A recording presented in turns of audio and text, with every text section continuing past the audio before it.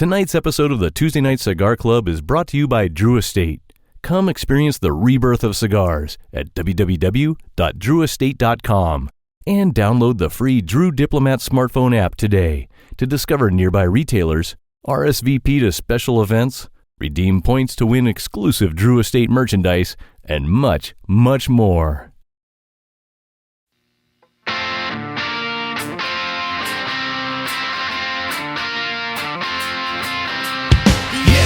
Might be a big mistake, but I'm having too much fun to wait. Flag her down when she comes back by. That one's yours and this one's mine. Bring another round. Bring another round. Bring another round. Bring another round. Bring another round.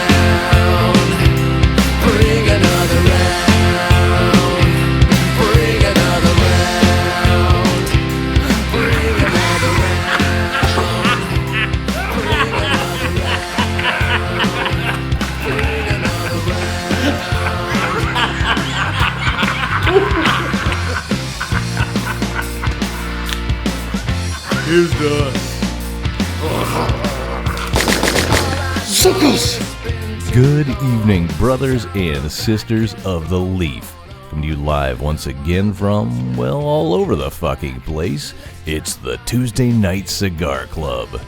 Tonight the boys congregate to discuss the 2014 movie Teen Lust.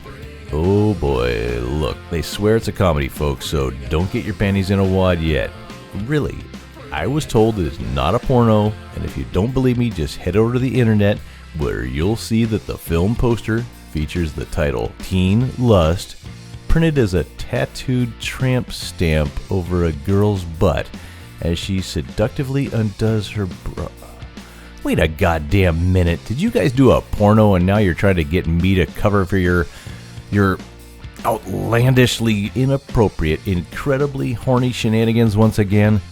I guess only time will tell, but color me a little bit suspicious.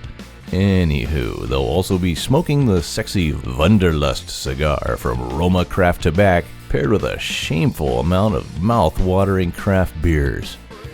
Well, whatever the hell happens tonight, it sounds like it's going to be a shitload of fun, so I'm going to go ahead and take my pants off and get ready to party. Please join me, won't you? So sit back, light 'em up, and enjoy the show. Are you boys ready? I am ready. I am lusting to do this movie. Your lust inspires my lust, my friend. That sounded odd. So we finally broke into the big time, ladies and gentlemen.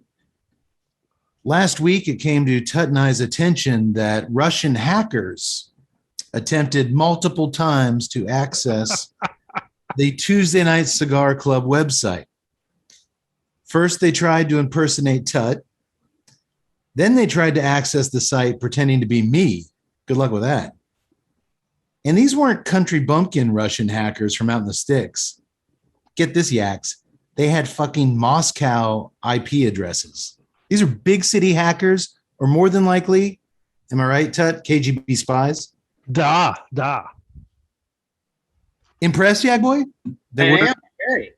We're hack-worthy by the Russians. You should be. You should be impressed. We needed to find out all of your cigar informations and your top notch. Someone said that you were the best palate in the universe. One of the best palettes a website said I had in the known universe. You pesky Russian hackers. But naturally, these motherfuckers failed because as much as what everything the TNCC stands for drives these commie bastards nuts, you can't defeat us. You can't silence us, and we will continue to swat away these pathetic attempts to bring down the greatest country on earth.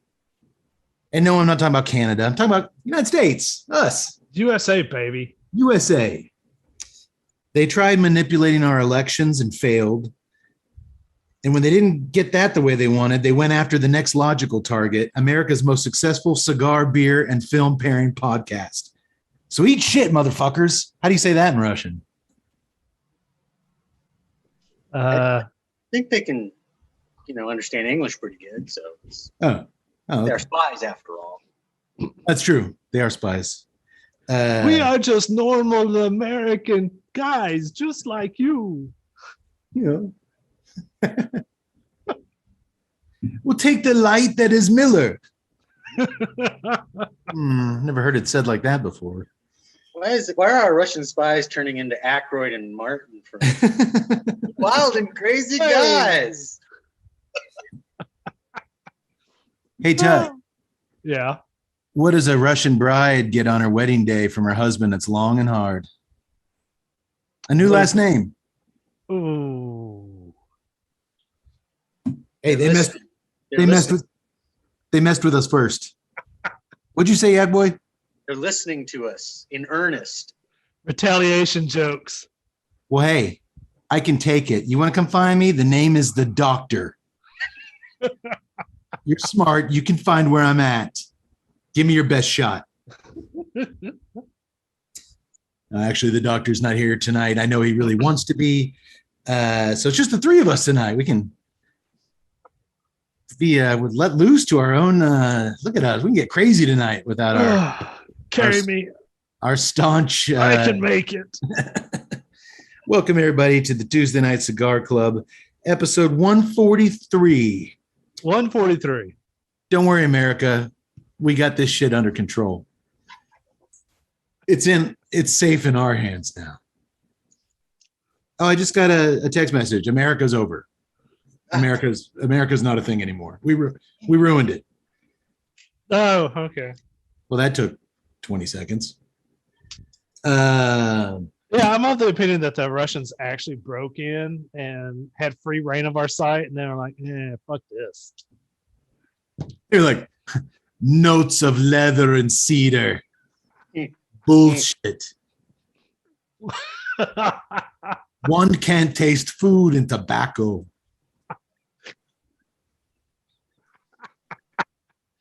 As famous American submarine captain said, you cannot taste food and tobacco.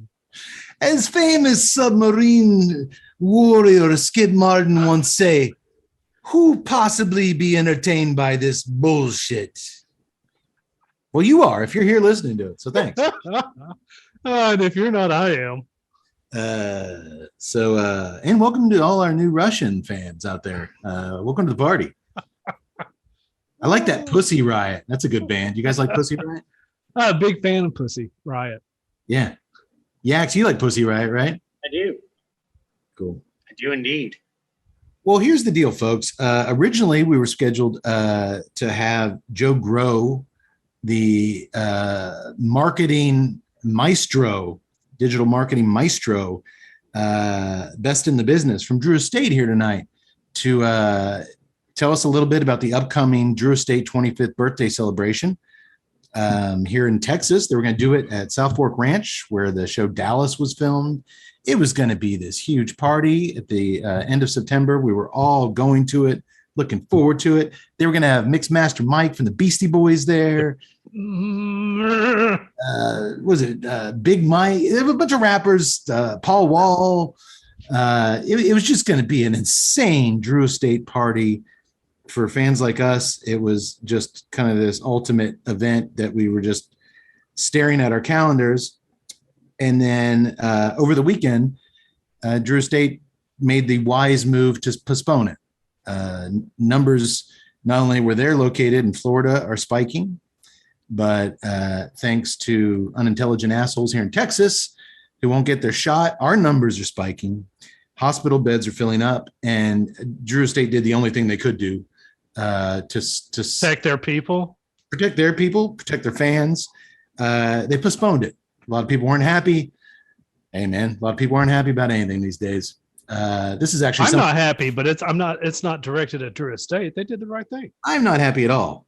It'd be nice if everyone got on Team USA and did the right thing, and then we could be there in September, but that's not the case. I'm not going to get on my soapbox about that. Oh, wait, I just was. Let me jump off my soapbox. There we go. So anyhow, I'm sorry, is this soapbox available? I've got some things to say. Wait, no. we were so close to moving in the right direction. But maybe all these folks doing their own research at home will do some other forms of research over the next year, and it'll lead them into another direction, and we can have fun again. I sure hope so. But anyway, so there was really no reason to have Joe on to hype up D25 until we announce when it's coming back. So maybe he'll make that. Maybe we can get him to make that announcement down the road on our show. We love Joe. We miss Joe. He's one of my favorite guys from that crew to hang out with when we go to these events. And I was actually at a restaurant over the weekend, and I saw a plate of charbroiled oysters going past me. I don't know if they're charbroiled. I think that might be a staple of Drago's in Louisiana, where we ate with Joe and Gary, but they were just covered in such an insane amount of butter, and they smelled so good. It made me think back to that fabulous meal we had with Joe in New Orleans. And I miss the guy. I haven't seen him in forever, but we will get him on the show as soon as there's something to talk about. And I just can't stress enough that Tuesday Night Cigar Club fully supports DE for stopping things. And that's, that shit wasn't cheap. I mean, we're less than 2 months out. They had to bite some deposits. I mean, this thing was going to be huge, but fucking A, man, as usual, they did the right thing. And that's just one of the reasons why I'm proud as ever to have them as our flagship sponsor. When you listen or watch our show, the first thing you hear is that we're brought to you by Drew Estate, and it's because they're a company with character, and they're a company with a heart, and that's why they make tough choices that kind of align with the tough choices that if we were in charge of such a massive business, we would certainly make as well. Unfortunately, we just had to make decisions for the three of us numbnuts.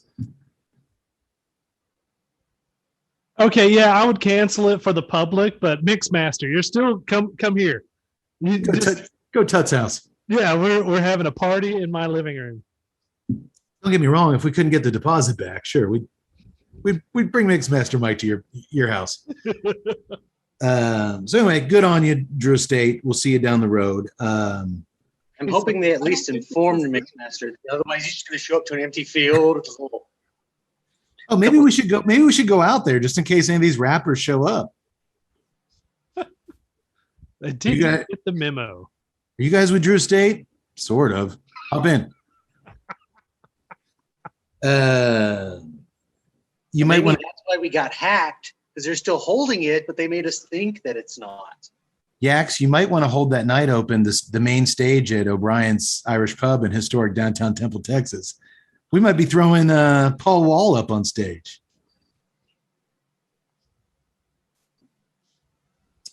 Well, so what we did was we adjusted, and we went a different direction than featuring a Drew Estate cigar. We'll get to that soon enough. And we decided to go to a cigar that we've had in our coffers for, I'm surprised actually Tut didn't get drunk one night and smoke it. I handed you guys this well over a year ago. And it just seemed like a perfect night I just couldn't take it anymore. I wanted to smoke it. I'm sorry, I'm jumping ahead of myself. What do we do here every episode, Yaks? For the folks that are new to us. We enjoy hopefully premium, wonderful tasting cigar. Yeah. Paired with a hopefully wonderful tasting craft beer. Paired with hopefully a cinematic jewel. Hopefully. Yes, we pair a beer with a cigar and a movie, and we try to make it all work together. And tonight's cigar, now I can get back to business, is the Wunderlust, not the Wanderlust. The Wunderlust by RoMa Craft Tobac. It is a 6x52 Toro. The wrapper is Brazilian Mata Fina The binder is Indonesian Basuki, and the filler is undisclosed. Nobody knows. Oh, someone knows. Those Russian hackers. Smell that. Man, that is got such a clean smell on that wrapper. I thought the filler was the Cuban seed or the Cuban. That's the rumor, Tut, but as it is officially undisclosed, we'll never know. However, the cigar is a European exclusive, which would where Cuban tobacco is legal, so that would lend itself to that theory. I'll get back to price point at the end, as always. As the legend goes, when Mike Rosales and Skip Martin of RoMa Craft visited the Wunder bar in, help me here, Yax, you've been to Germany a bunch, Bielefeld, Bielefeld? Phil? Say it again. What did you say? Say it again. Bielefeld.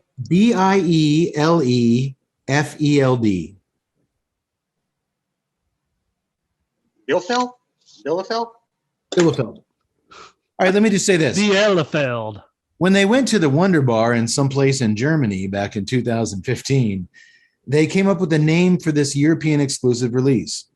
Like I said, I purchased these online from a cigar shop in Germany probably a year and a half ago. So these have a nice amount of age on them at this point. They're very well rested, unlike me, a little tired tonight. So let's wake them up and set these bastards on fire, huh? It's a beautiful.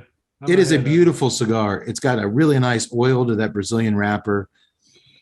I know Skip's going to listen, so it's just a really nice smelling tobacco. I don't get any kind of adjectives come to mind. Just tobacco. Just tobacco. I'd say earthy, but that makes sense because tobacco comes from the earth. And then mild sweetness off the foot. But I mean, of course, how can you smell sweetness? That's stupid. So it's just another tobacco smell off the foot, but it smells lovely. The whole thing is lovely. Did you get anything off the cold draw board?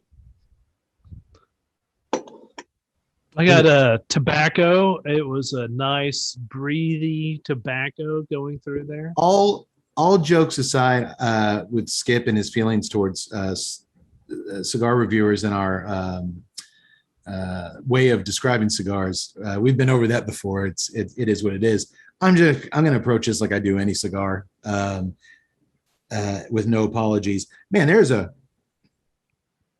really rich, chewy kind of red man sweetness on that, which is weird because I usually get that from really dark Maduro, especially like broadleaf wrap cigars, but this certainly isn't that. The Brazilian Matafina that is utilized here, it's actually known for its medium strength as opposed to full strength. Right. My experience with it has kind of a smooth, full flavor, but the sweetness makes sense. The Brazilian Matafina I've had is typically does have that sweetness. And then when you factor in the Indonesian binder, that's usually a very mild. Yeah. Indonesian tobaccos are very kind of mild. So I'm guessing that we're not in store for a RoMa Craft powerhouse like the Neanderthal tonight. And that's not really a guess because I've smoked a lot of Wunderlust. Yeah, I was like, dude, what is he? Setting up here? I just want to sound like I was smart. Oh, okay. That sweetness was there. I was a little concerned because I got an IPA, which does have actually a really strong citrusy sweetness to it. So I was thinking, it's like, oh, that's probably coming from the beer on that cold draw. But no, there's definitely that really nice sweetness. I'm about to light up. Also, I should mention we've had Skip and Mike on our show many times over the years.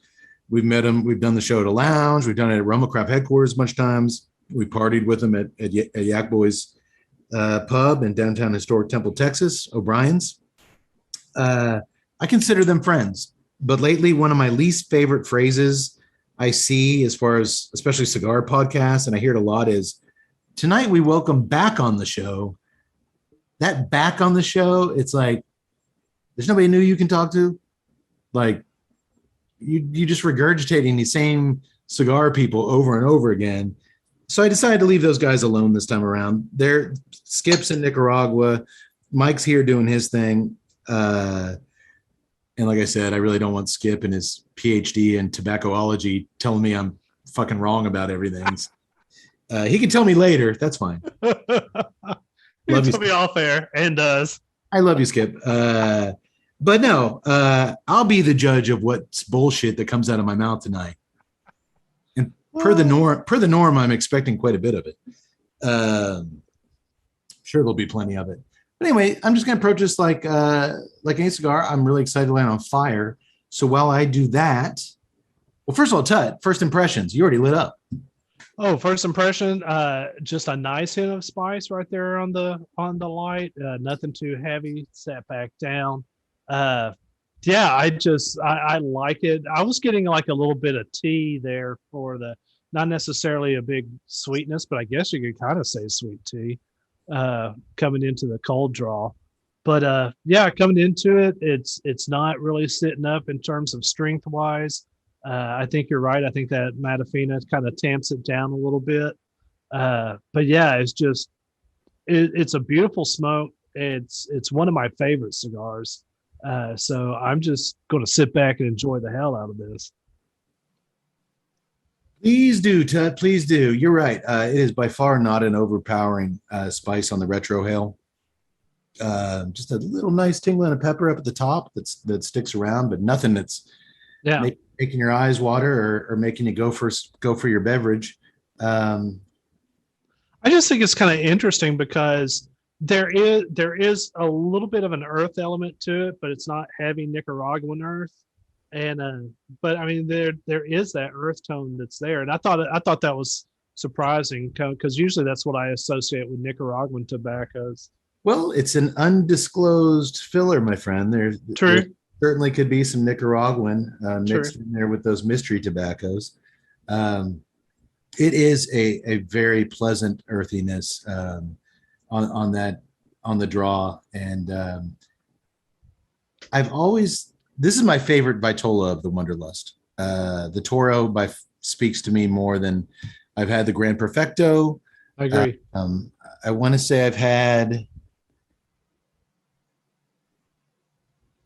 I think this is the small. There's something larger than the Gran Toro. I always go back to this one if I have a choice. I just really like the way it smokes in this format, just because that really smooth draw, very smooth earthiness, and I don't know, Tut, if you had said anything about a bready component mixed in with that. I usually get more of the breadiness from the Baca line. I think that's what we were talking about earlier, but there is a little bit of that breadiness here. I'm sorry. Yeah, we were talking about the Baca earlier. Because I was gonna say it's not quite bready to me, that thing that's accompanying that really smooth earthiness. To me, it's with the Wunderlust, it's always been a kind of a nuttiness. It's always been, earth, and it's always had this really nice kind of cashew nuttiness. It's just a delicious draw. Yeah, with just the right amount of spice. Okay, well we'll get back. We just lit up. We'll get back to that. The second thing we do here is we drink our fucking faces off, and we have already, I'm assuming, begun that process. Maybe. Oh, it's hot out here in the studio. I am drinking it. I'm putting them down. I maybe started at noon. It was hot at noon. So yeah, boy. I'm on break, so I don't got anywhere to go. Yeah, you finished your summer school. You can do whatever the hell you want. You earned it, pal. Straight A's for our boy Tut, Yats. Woohoo! Straight A's. I was telling Kate, I never want to do a physics problem or look at physics again. And he got an A in his intro to bowling class, which no, that was history. I actually dropped intro to bowling. I had to retake intro to bowling 4 times at St. Houston, but I got it right. They eventually put the little bumpers up from the gutters, and your boy made us proud. So we used to all drink the same beer when we were allowed to congregate in the same area. But now that things are as they are and we're spread out all over Central Texas, we have the privilege, I guess, we make the best of it, to each select a different beer to try to pair with the evening cigar. And I never start with me. So I'm going to start with me tonight, Yak Boy. I'm revisiting one from our past. Devil's Backbone. Hey, Style Triple from Real Ale Brewing, located in Devil horns up here? Plano, Texas. They're actually for this evening. They are the grandfathers of the breweries. They were started back in 1996, so they are one of the older breweries in Texas, craft breweries in Texas. Of course, that distinction of oldest goes to, of course, the Spätzle Brewery, Of course. making of Shiner Bock. But for Devil's Backbone, like I said, it's Belgian style triple, which means it does come in a little bit higher, more of a powerhouse, 8.1%. 35 IBUs. It is a triple. The Belgian style triple. I mean, it has higher, a little bit more power, but it doesn't really give it that heaviness kick. It still has very much of a light taste to it. It really does. But that's just the triple style that. Well, it's weird that a brewery here in our home state got a triple so right. I remember that we really, really liked this one. God, Yaks, we featured this probably 2016, 17, maybe. Oh, yeah, but they have been making the Devil's Backbone. Right, but I haven't had it. We haven't had it since. Right. Or I haven't drank it since. But I remembered we really liked it. And Tut did a triple on the show not too long ago. And I was like, shit, I have not had a triple in so long. And then, of course, we're doing a devil movie tonight. And I saw the Devil's Backbone. I forgot just how damn smooth this triple is. It is. It reminds me a lot of the Donde Do. It does. When I had it here as well several episodes ago, and I was like, that's right. You did go back to it. And, I saw you were doing it, and I didn't want to revisit it. And I was like, but that was about the only themed one I could actually find. Yeah. It's surprisingly hard to find themed beers for tonight. Well, we had two things we could go after: the devil or lust. And I couldn't find a lusty, sexy, lose your virginity beer. And they looked at me very weird in that liquor store when I was like, what are you trying to find, sir? I'm like, a beer to, goes with losing your virginity. Yeah, well, that was better than my conversation when I was like, I need a beer to pair with a 17-year-old male virgin. They looked at me weird. I bet. Well, maybe if you'd walked in there with some cargo shorts and a Tommy Bahama shirt. I did. Oh, that makes no sense whatsoever then. Yeah. Boy, it's got a wonderful aroma off the pour. It's slightly malty, but that malt dissipates immediately on a swallow, and then it's just a very smooth, flavorful. I mean, you get a little bit of after that malt dissipates, man, you get some plum. It's kind of darker fruits, but then they kind of quickly evaporate into a really crisp swallow. Man, it's just a complex fucking beer. That's why I love triples. You get a whole bunch of stuff going on, and it's not just a one-note deal. It's you're knocking it out of the park with what you're telling me. It's a roller coaster in your mouth, Tut, and everybody's enjoying the ride. So I think this is good, and it's actually. I think pairing very well with the Wunderlust, because none of those things are bringing anything into the cigar necessarily. I'm going to switch over to an IPA later, which might get some of that sweetness that was alluded to on the cold draw out of there. But man, it's just dancing really well with it, especially the easy malts and that crisp back end. It's just playing really nice with the cigar so far. And I was worried with a triple, if they're not done right, you can really kill a cigar. But no, it's really, really nice. So Yaks, you're doing the Devil's Backbone as well? No. Oh, no. You did find something else. Okay, you're next. Okay. Well, like I said, theme appropriate. I that was about the only one I could find where I was looking, but I went with it is a double hazy IPA called Haze of the Dead from Distal Brewing. Okay. So it's part of their Deadhead series, which has quite a following. They've got like 6 in their of the series. So this is their 6th in that version. And I was like, the only thing that just struck me as like, well, Deadhead series, Deadheads, that's kind of a cult. They are kind of a cult. So tonight's movie deals with a cult. So And hell is full of the dead. this is true. Very, That's the only guys that are hanging out down there. And they want the 17-year-old dead. That's true. Haze of the Dead. It is a little bit of a powerhouse as well. 8.5%. 83 IBUs, but I'm gonna go. It's probably mid 60s. That, or I'm just too much of an IPA guy that 83 isn't what it used to be. I'm gonna have to amp up the hop game. I'm gonna need like 150. It's not. It's like the Olympics. 10 used to be great. That was the perfect score. And now, if you get a 10, you're not even making the medals.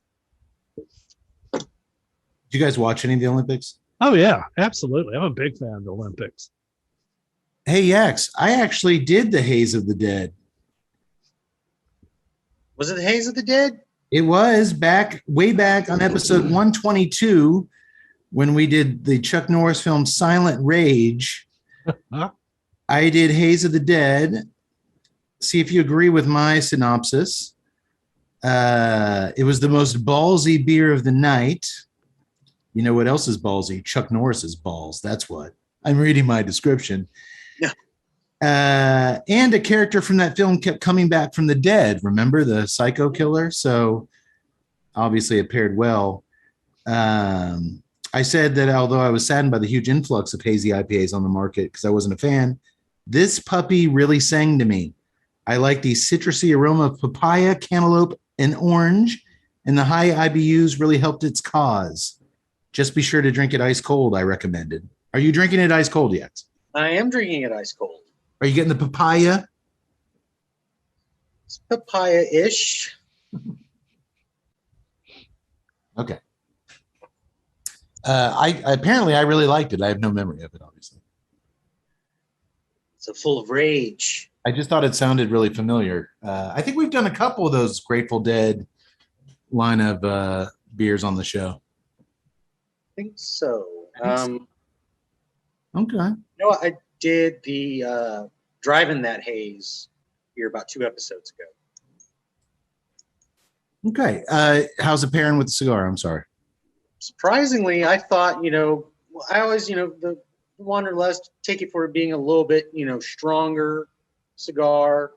So I figured I should amp it up a little bit. But I don't think it's conflicting at all. My only concern was like at the beginning, just because this is it's a sweeter IPA, that what I was tasting was I was getting that from the beer and not the cigar. But I was right in fact that there was a sweetness in the cigar.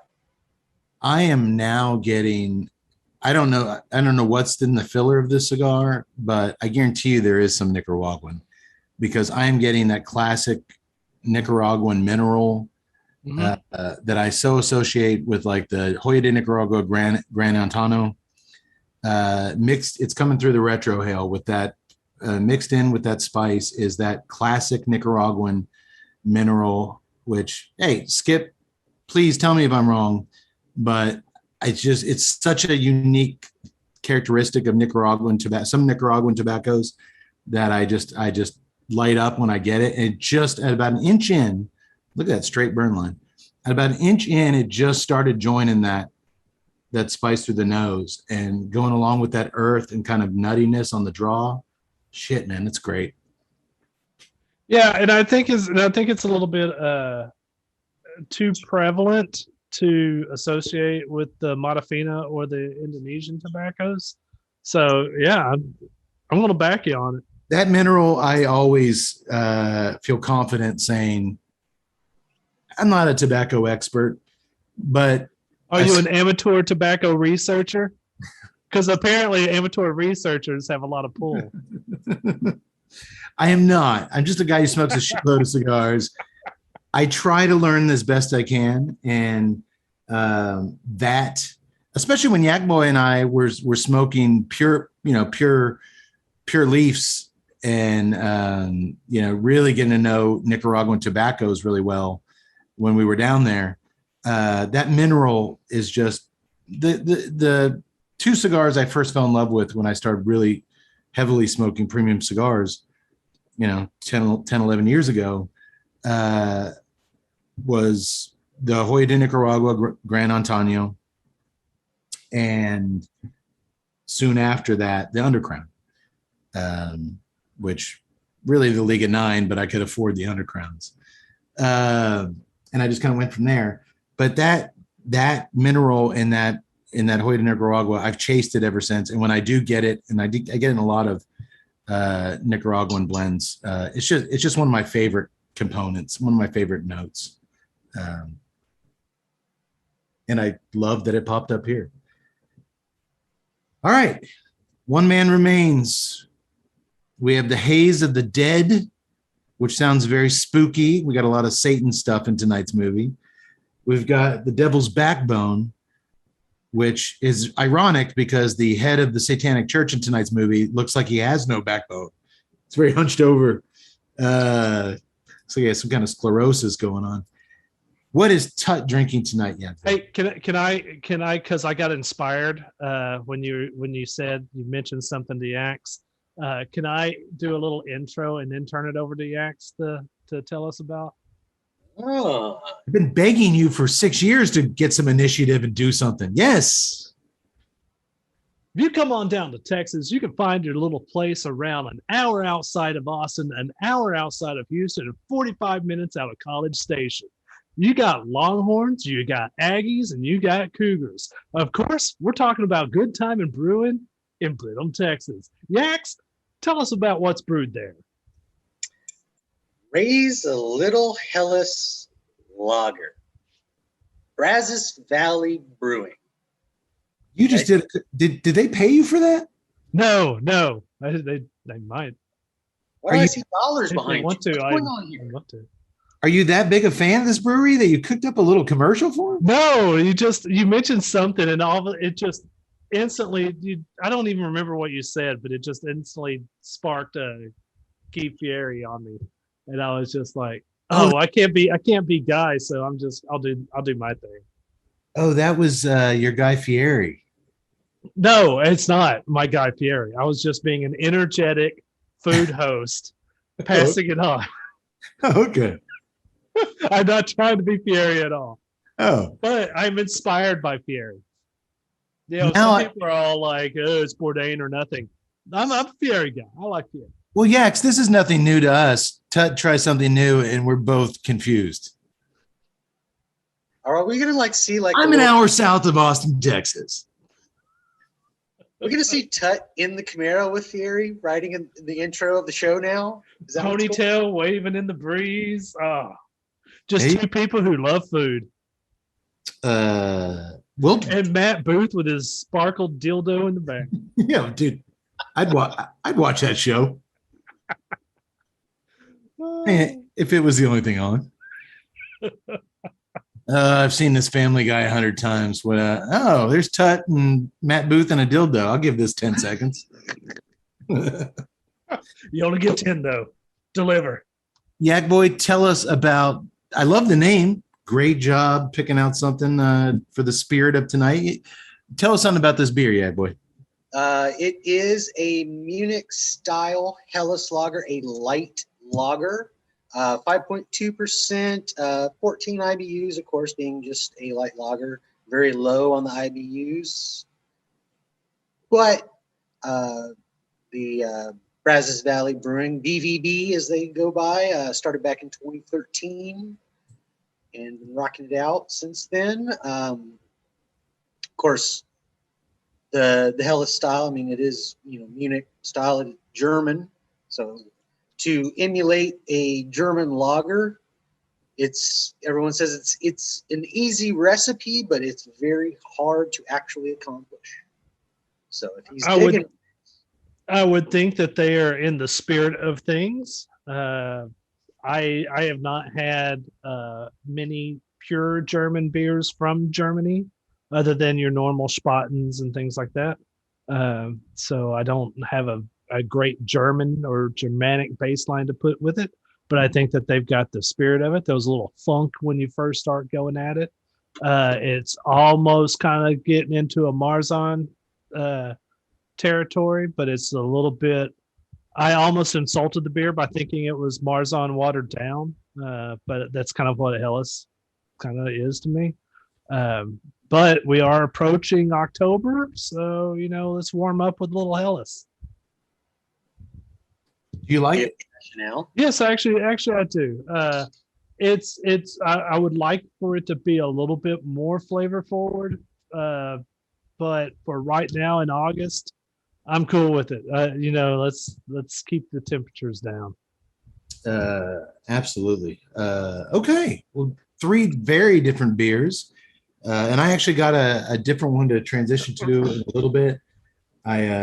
Lately I've been taking my oldest daughter with me when I get my booze for the show, and she'll ask me what the theme of the show is, and I'll be like, I'll give her something very vague, and I couldn't very well tell her teen lust. What is teen lust, Dad? So I told her, demons or love, and see what you can come up with. And she found a beer that actually looked really cool, and it supported a really good cause. So Okay. I'm going to transition to that here in a little bit. We'll talk more about then.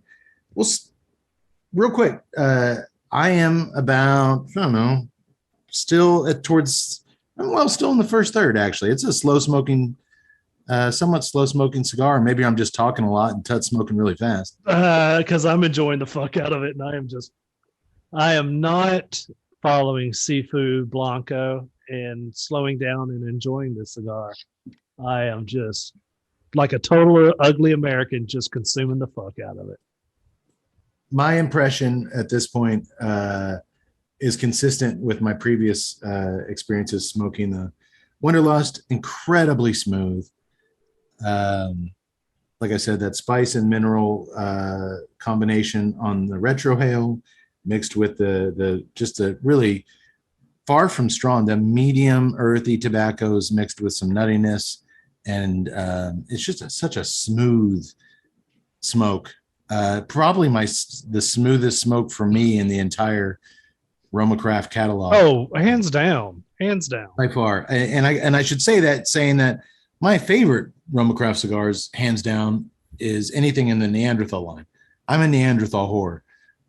Whether it's the original Vitola, whether it's the Lancero, whether it's the variations of the genetic deformity. One year we gave all 3 of those our number 1 cigar. You can't do that. You can't do that. You need to take a stand. Hey, that guy made up. We're cool with that guy. But the LH, which is a power fucking nicotine Lajero bomb. I love that little bastard. I'm just, to me, there, whereas we talked a lot about Drew Estate earlier, when they changed the game for their company with the Ligas, I felt like RoMa blew past a lot of competitors when they dropped that Neanderthal. And I think it was right around when they first came on the show many, many years ago. We were doing a show with them at TJ's Cigar Lounge in McGregor, Texas, and they came on and they handed us some fresh Neanderthals straight from the factory. And we just were our socks were literally blown off. They were just awesome. I know it's the doctor. I believe it's the doctor's favorite cigar, like number 1 go-to cigar. He loves that cigar, and it's always, I'll always put that in my top 5. Yeah, it's hard for me to pass up when I'm in a lounge. I usually always buy one when I'm at Smoker's Abbey, because it's just, I want to chase something new, but damn it, I do like it. Unfortunately, they carry a lot. Well, I know you are currently in love with the RoMa Craft Baca Gran Perfecto. I am. I was just about to say, to piggyback on what you were talking about with the Wunderlust smoothness. Yeah, you're right. Hands down, it's the smoothest smoking cigar that they have. I'm always amazed by RoMa cigars have a little bit of a heavy tone to them. And that's the reason. And I loved him. I loved him for that. I believe that's the Man Bacco. The man Basco, the testosterone, if you will. Testosterone, yes. And I love them for that. But then I'm amazed at when you get a hold of that Wunderlust, and it's flavorful, but doesn't have that heavy tone. It has a nice moderate tone. It treats you right the entire time, and you can taste, but you still get that little element of the earth, the nuttiness. I mean, it's just that nice presence all the way throughout the cigar. Dare I say it has a refinement to it? Refined palates like yours would say that. Well, a website did say I had the best palate in the known universe.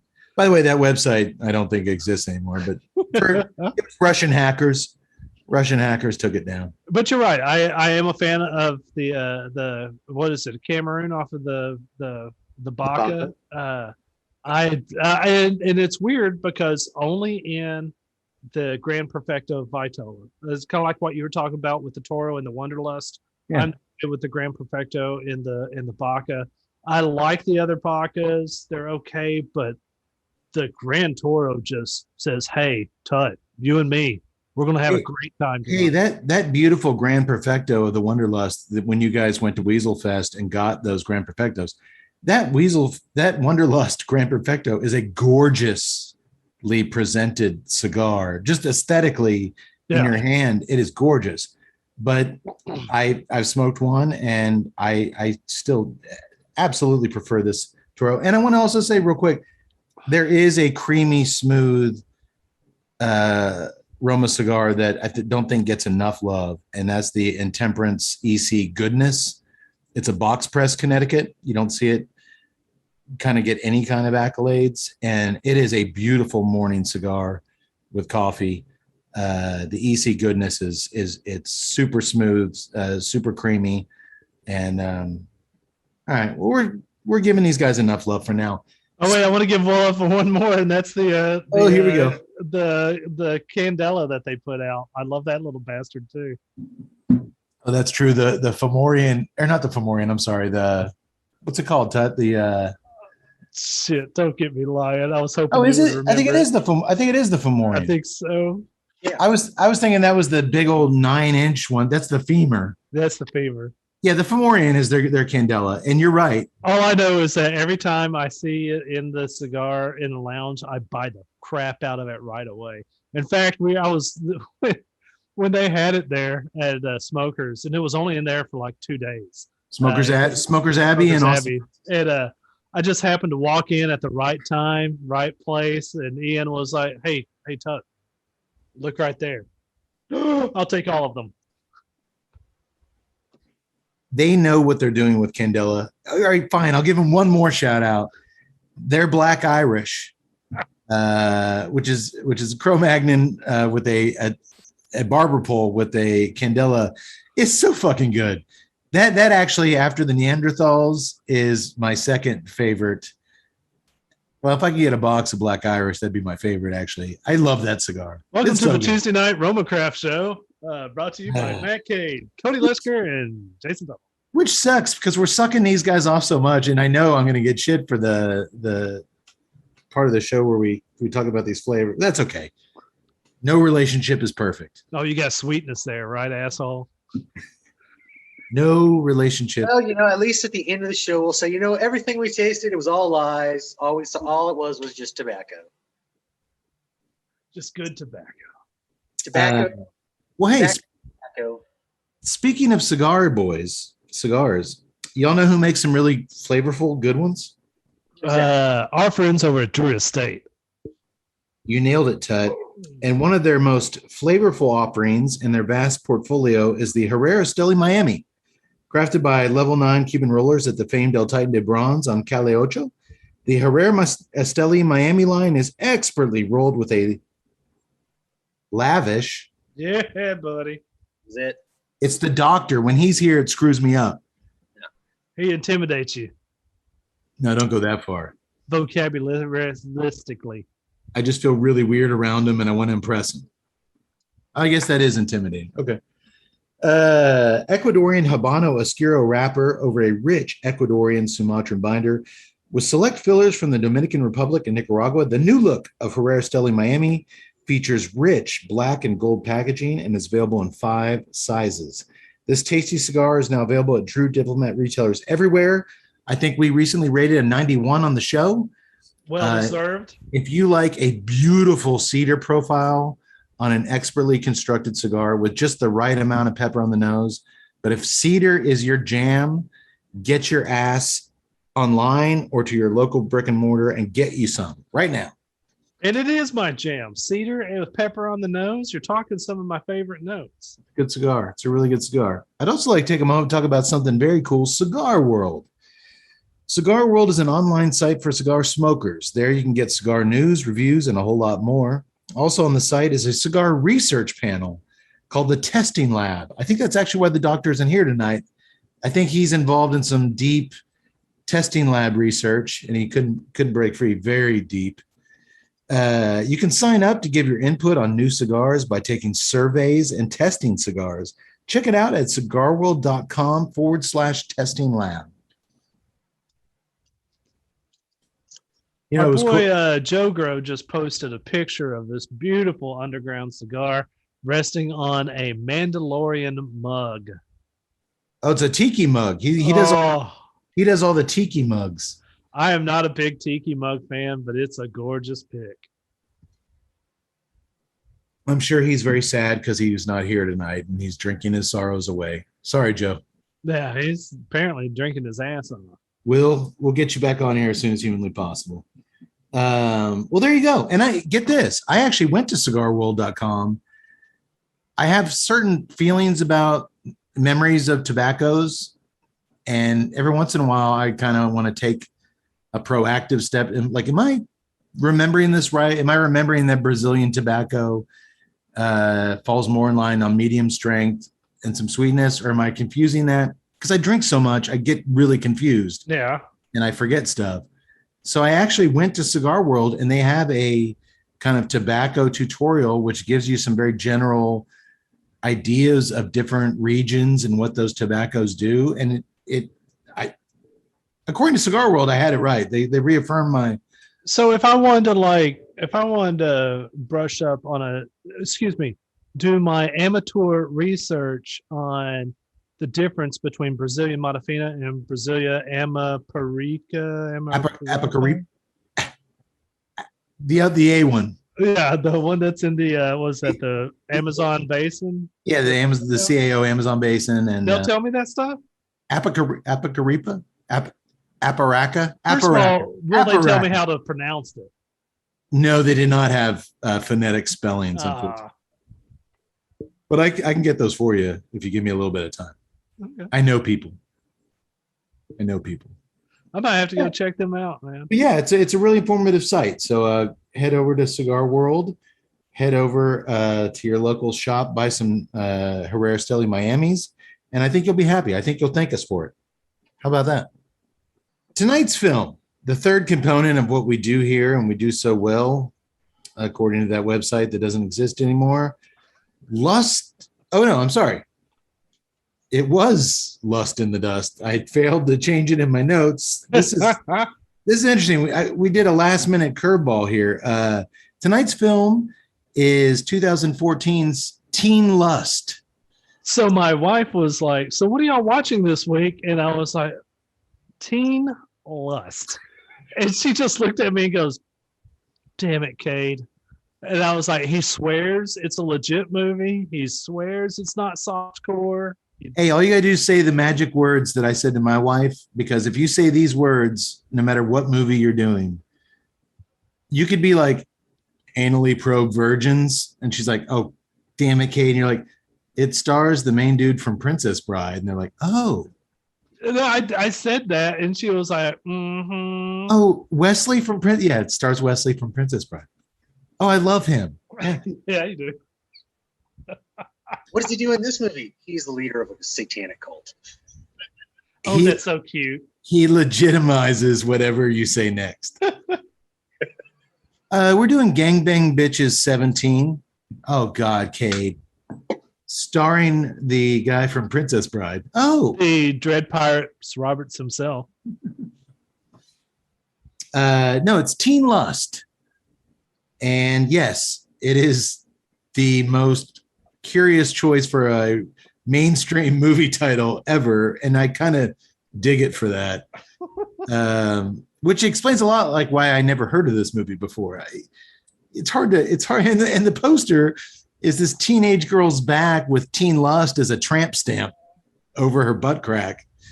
Wait, that was my first. As she's taking her bra off. Like, here's the movie we're doing. Then I did the same thing. Well, I'll go look it up on IMDb. Hey, Carrie Yules is in this. This is awesome. I thought Yags was saying the opposite. Ooh, Teen Lust. Oh shit, the guy from Princess Bride's in this. I did the exact same thing everybody else. I did not look it up on IMDb. I did a quick summary search and I read the summary and I was like, okay, this sounds like a campy comedy. I'll give it a shot. I went into it blind. That were already softcore that had all the scenes cut out. So I thought that's what this was, and I was like, I feel cheated. Then when I saw it has Carrie Yules in it, I knew it would be good. Everybody likes Carrie Yules. We've done softcore porn on the show before that had no sex in it. We've done Skinamax movies. We those were fun, and we had fun with them. But no, Teen Lust is not that. Let me tell you a little bit about it. The film was co-written by Jason Stone and director Blaine Thurier, who plays the synthesizer in the popular Canadian band The New Pornographers. Have you ever heard of that band? I actually think I have. I couldn't tell you the music, but I had heard of the band's name. Yeah, it's a very memorable band name. I think they're hipster nonsense, but I don't know. I don't get paid enough to go listen to that stuff. So the original plan tonight was to do a Drew Estate cigar, talk to Joe, and do a movie based on that cigar. That got scrapped. Then the next plan I came up with, once I knew we were doing the Wunderlust cigar, was to talk about a crazy Japanese zombie flick I found called Lust for the Dead, which was crazy. And it looked like a lot of fun. We've had some fun with some Japanese titles in the past. It involved a virus turning all men into horny zombies. But when I went to IMDb to learn more, I discovered that the full title was Rape Zombies, Lust for the Dead, where the virus makes all the men in Japan horny as hell and they rape all the chicks. And I decided against that. I wasn't really feeling like justifying cinematic zombie rape scenes to Tut all night.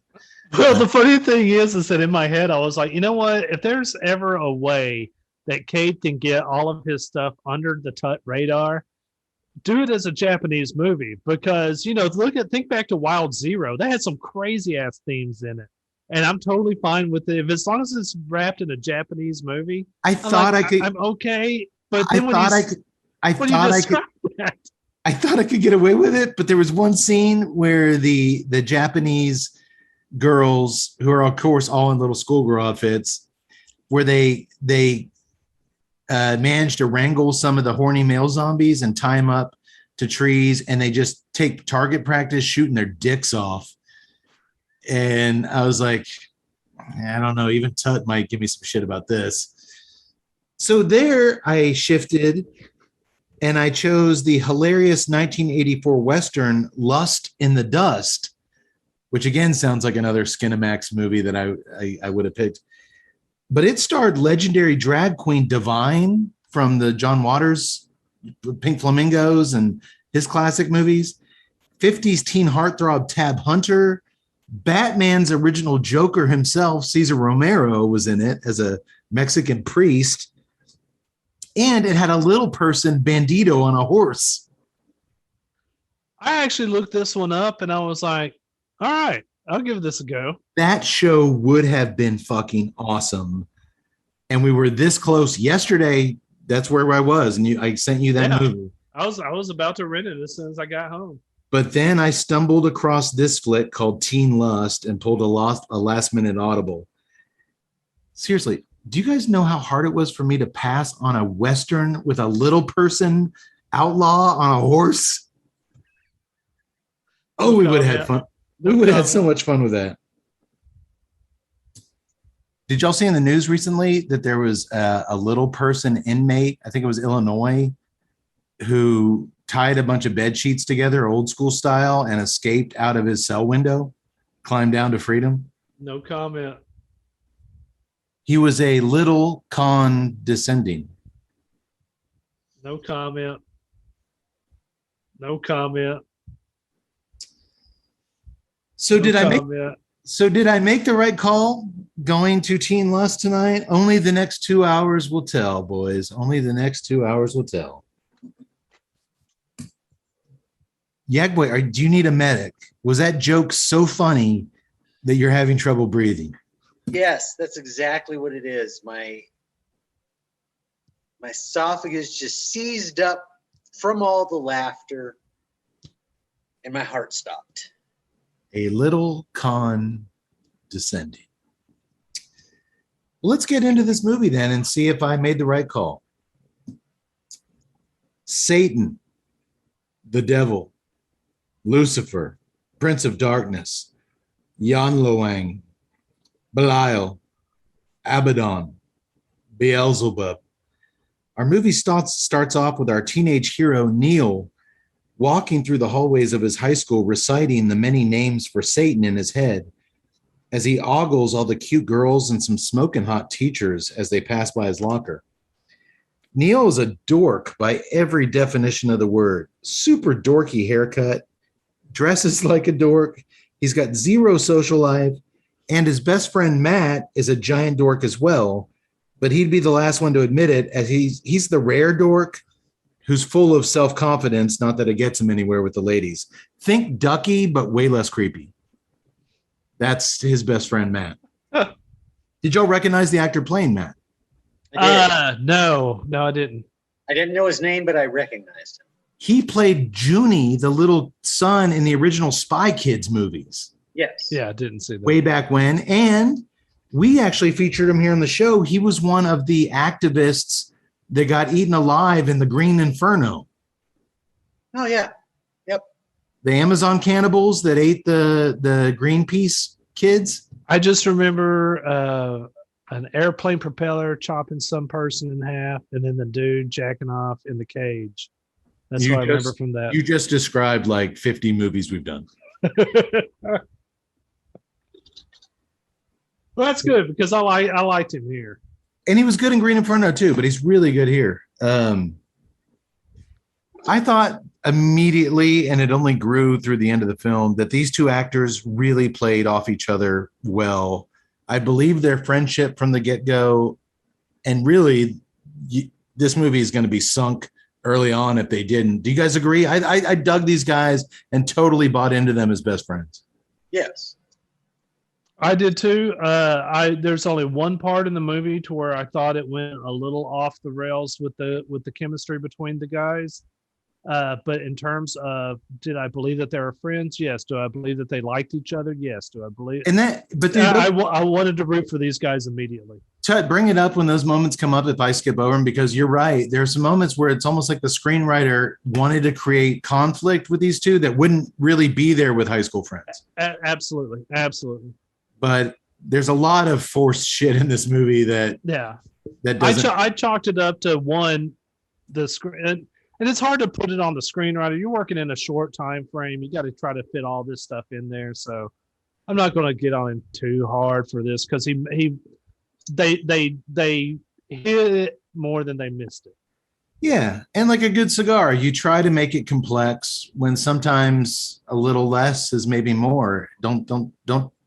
If it's working and you're lucky enough to get good actors, you don't have to kind of go there. But we'll get to that.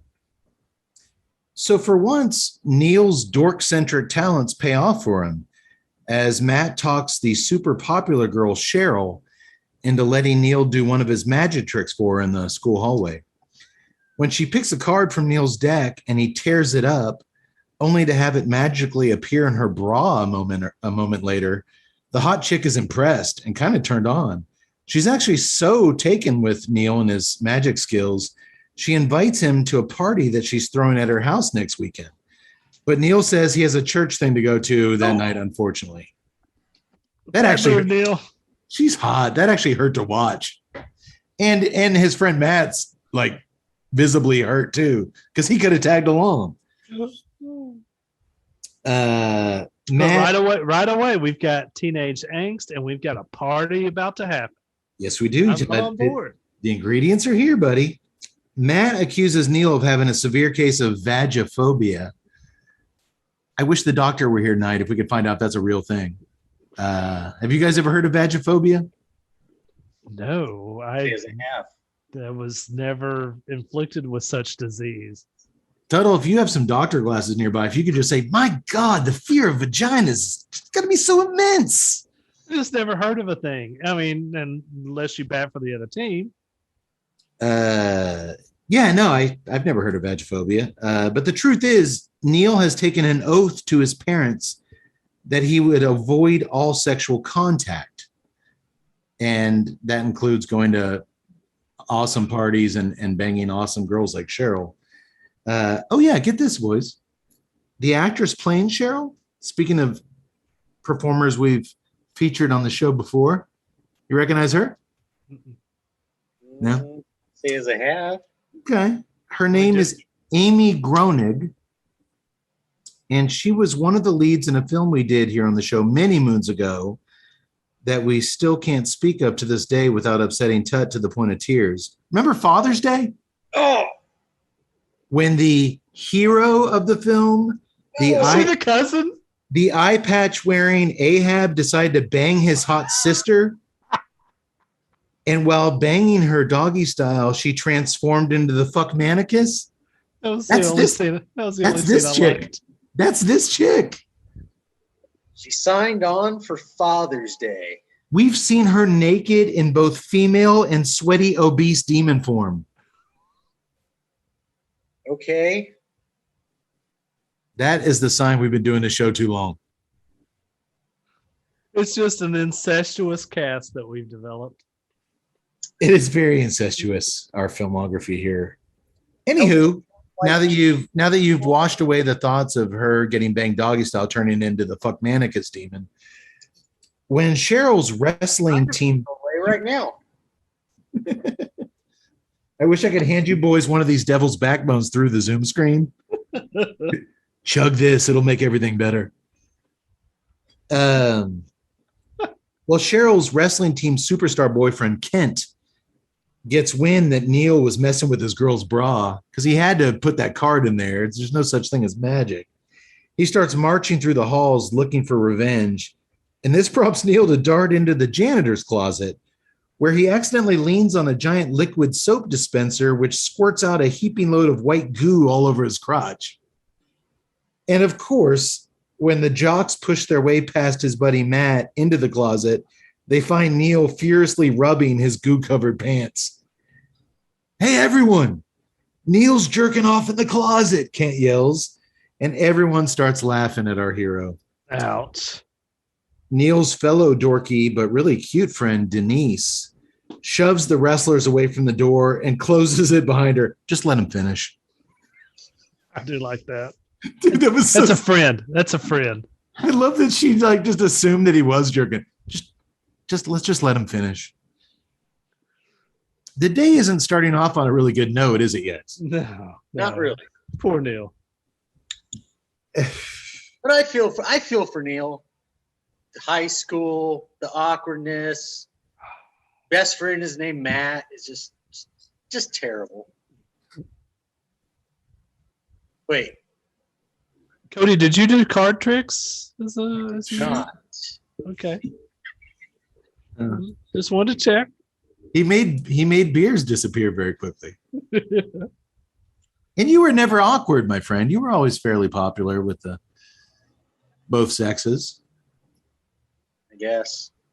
But you did have a best friend named Matt who may have gotten some goo over his lap in the janitor's closet. But the less we talk about him, the better. That was more like a weekly occurrence.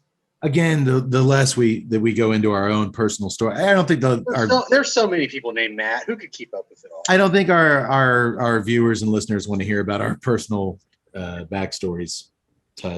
Yaks, it's the last time I'm going to mention it. If it happens again, Yaks, I'm going to have to give you a disciplinary something or other. Why do they keep that shit in the janitor closet where you can easily just squirt it on yourself?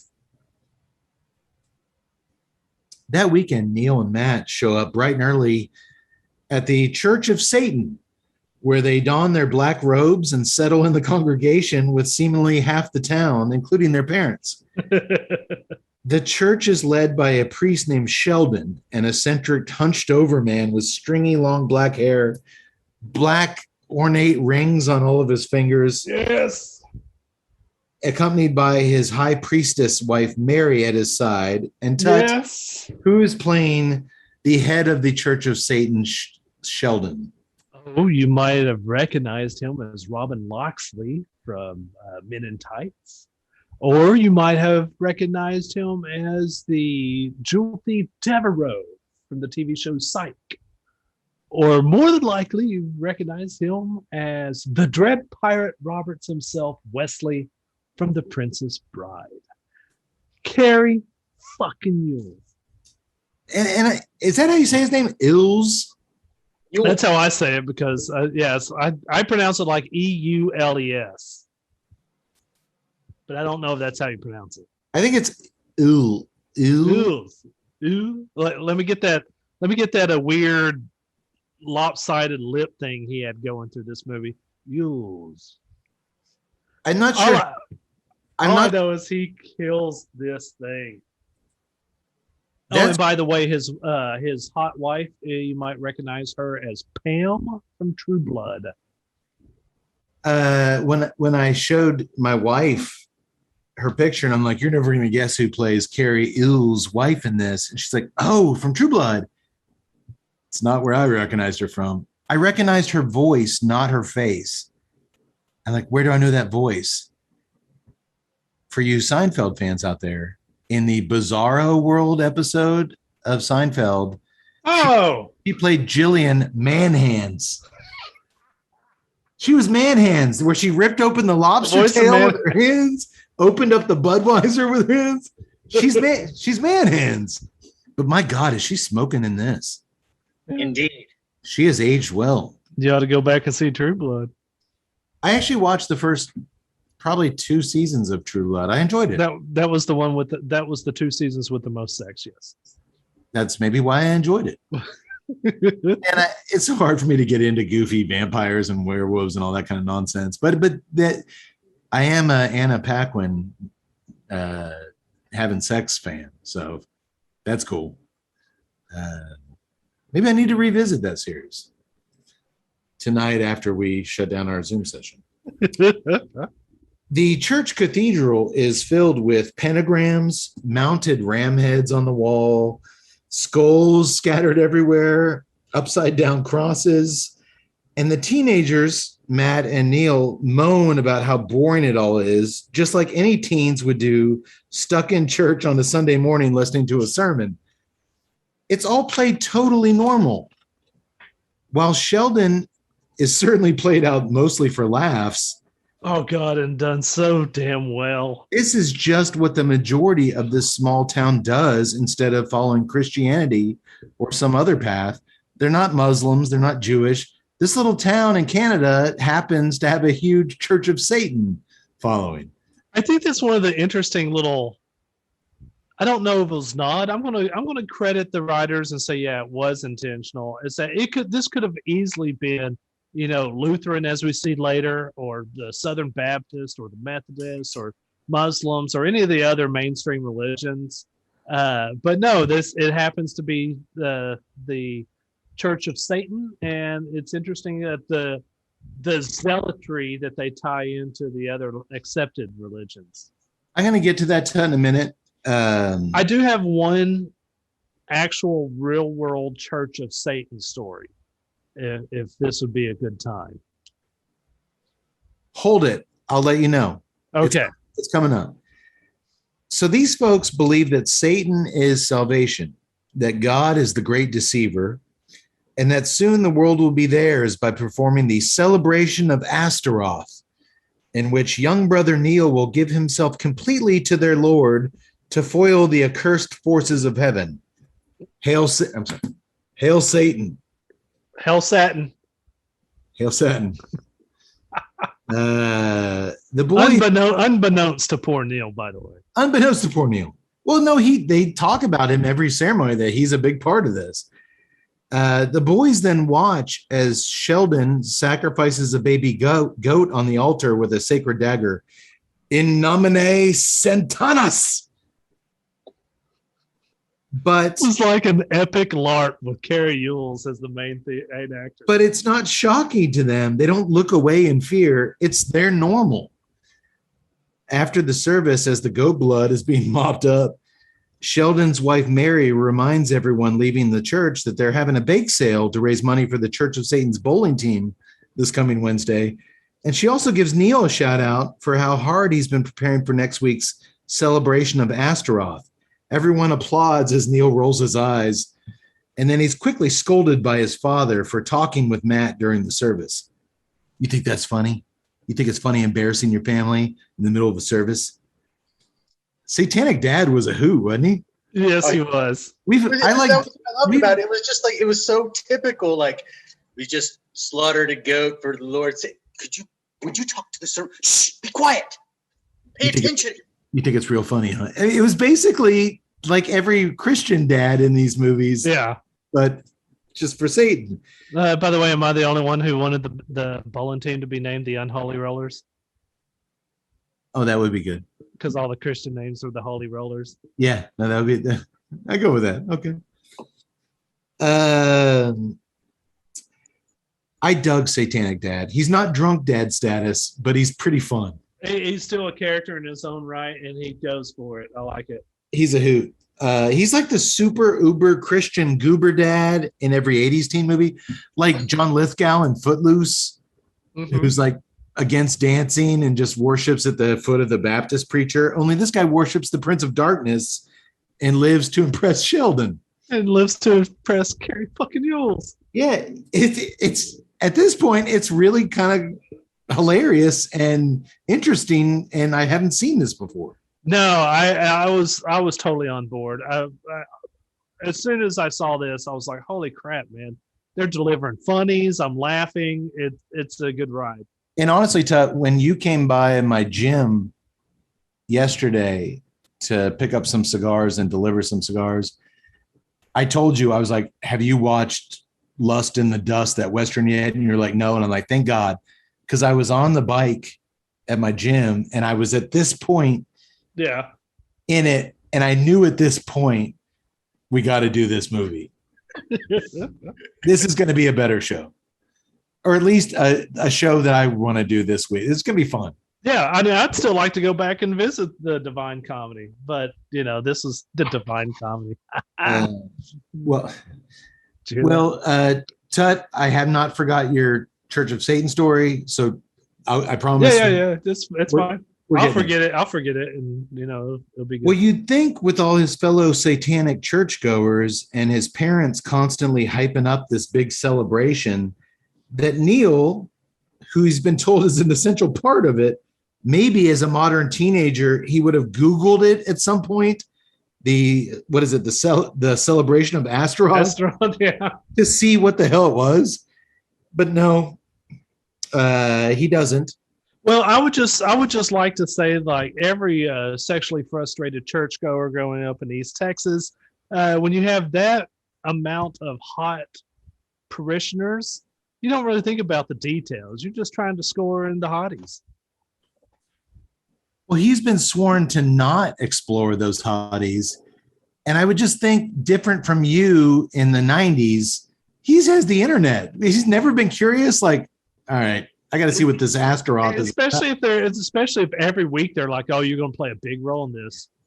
You are marked for specialness, my friend." And doesn't Astaroth sound like one of those Norwegian death metal bands that Yak Boy would go see in concert and bring back like a hoodie with Astaroth and that death metal text across it. That's not true at all. I got 4 of those, by the way. They're awesome. You sent me pictures of their stage set, and it was mecca. Well, Neil doesn't Google it, or he would have known that he is scheduled to be sacrificed on the equinox of his upcoming 18th birthday to appease Satan with the blood of a virgin and avoid Jesus Christ returning in the flesh to welcome in 1,000 years of peace on earth. You wouldn't want that now, would you? Sheldon says. Like, you wouldn't want 1,000 years of peace now, would you? Neil's parents are like, oh God, no. Of course not. Sheldon also asked Neil's dad if he's made sure to keep Neil away from the girls and any opportunity for him to possibly penetrate them, as that's kind of a crucial thing to this whole thing. And his dad smiles and tells the priest, that problem's kind of taken care of itself over the years. My child's a ginormous dork. We haven't had to be too proactive on that, Sheldon. So we skip ahead a week to Neil's 18th birthday, where he's kind of bummed out as his parents have presented him with a lame-ass clown ice cream cake to celebrate. I'm 18. Like, really? When he admits that he's kind of having, they're like, what's wrong? Something's wrong with you, son. He's like, is it girl trouble? And he's like, kinda, I guess. His father and mother look at each other and freak out, asking, have you had intercourse? What about oral? Then his mom, who's really hot, this chick's in a lot of Lifetime movies. I recognized her immediately. She's like, what about anal, son? Have you had anal? Answer your mom. Did you have anal? I love that line. Answer your mother. Did you have anal? Right about now, my neighbors that are awake are going, what the hell? It's like it's just the classic, but literally the theme, the questions are asking, did you do drugs? Did you smoke marijuana? Have you had anal, son? Tell us. It's a definite, at this point, spin on shit we've seen before, and I really am digging it. Neil's embarrassed by all this interrogating, especially his mom asking him about anal sex. He promises his folks that something happened at school the other day, the soap on his crotch, that pretty much guarantees he'll never, ever get laid again. The whole jerking off in the closet thing. Don't worry, I'm keeping my oath.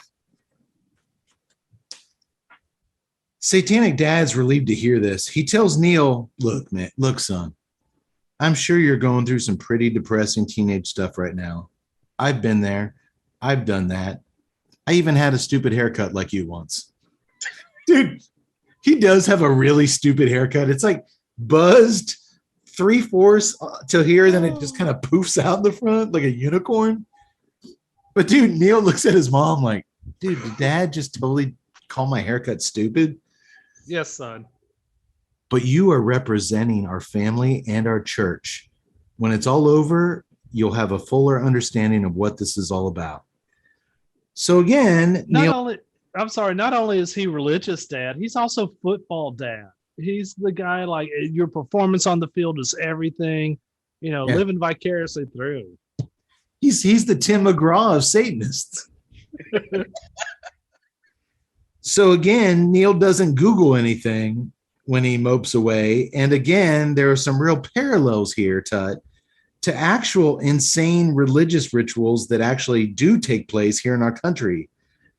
Dudes handing off their daughters as child brides to pervy preachers. We see that a lot in the news. The movie seems to be just about the laughs and the fun without digging in too deep to any relevance or even going any deeper with the satire than this surface level stuff. Were y'all cool with that approach, or did you want them to make more of a? No, I'm fine with it. I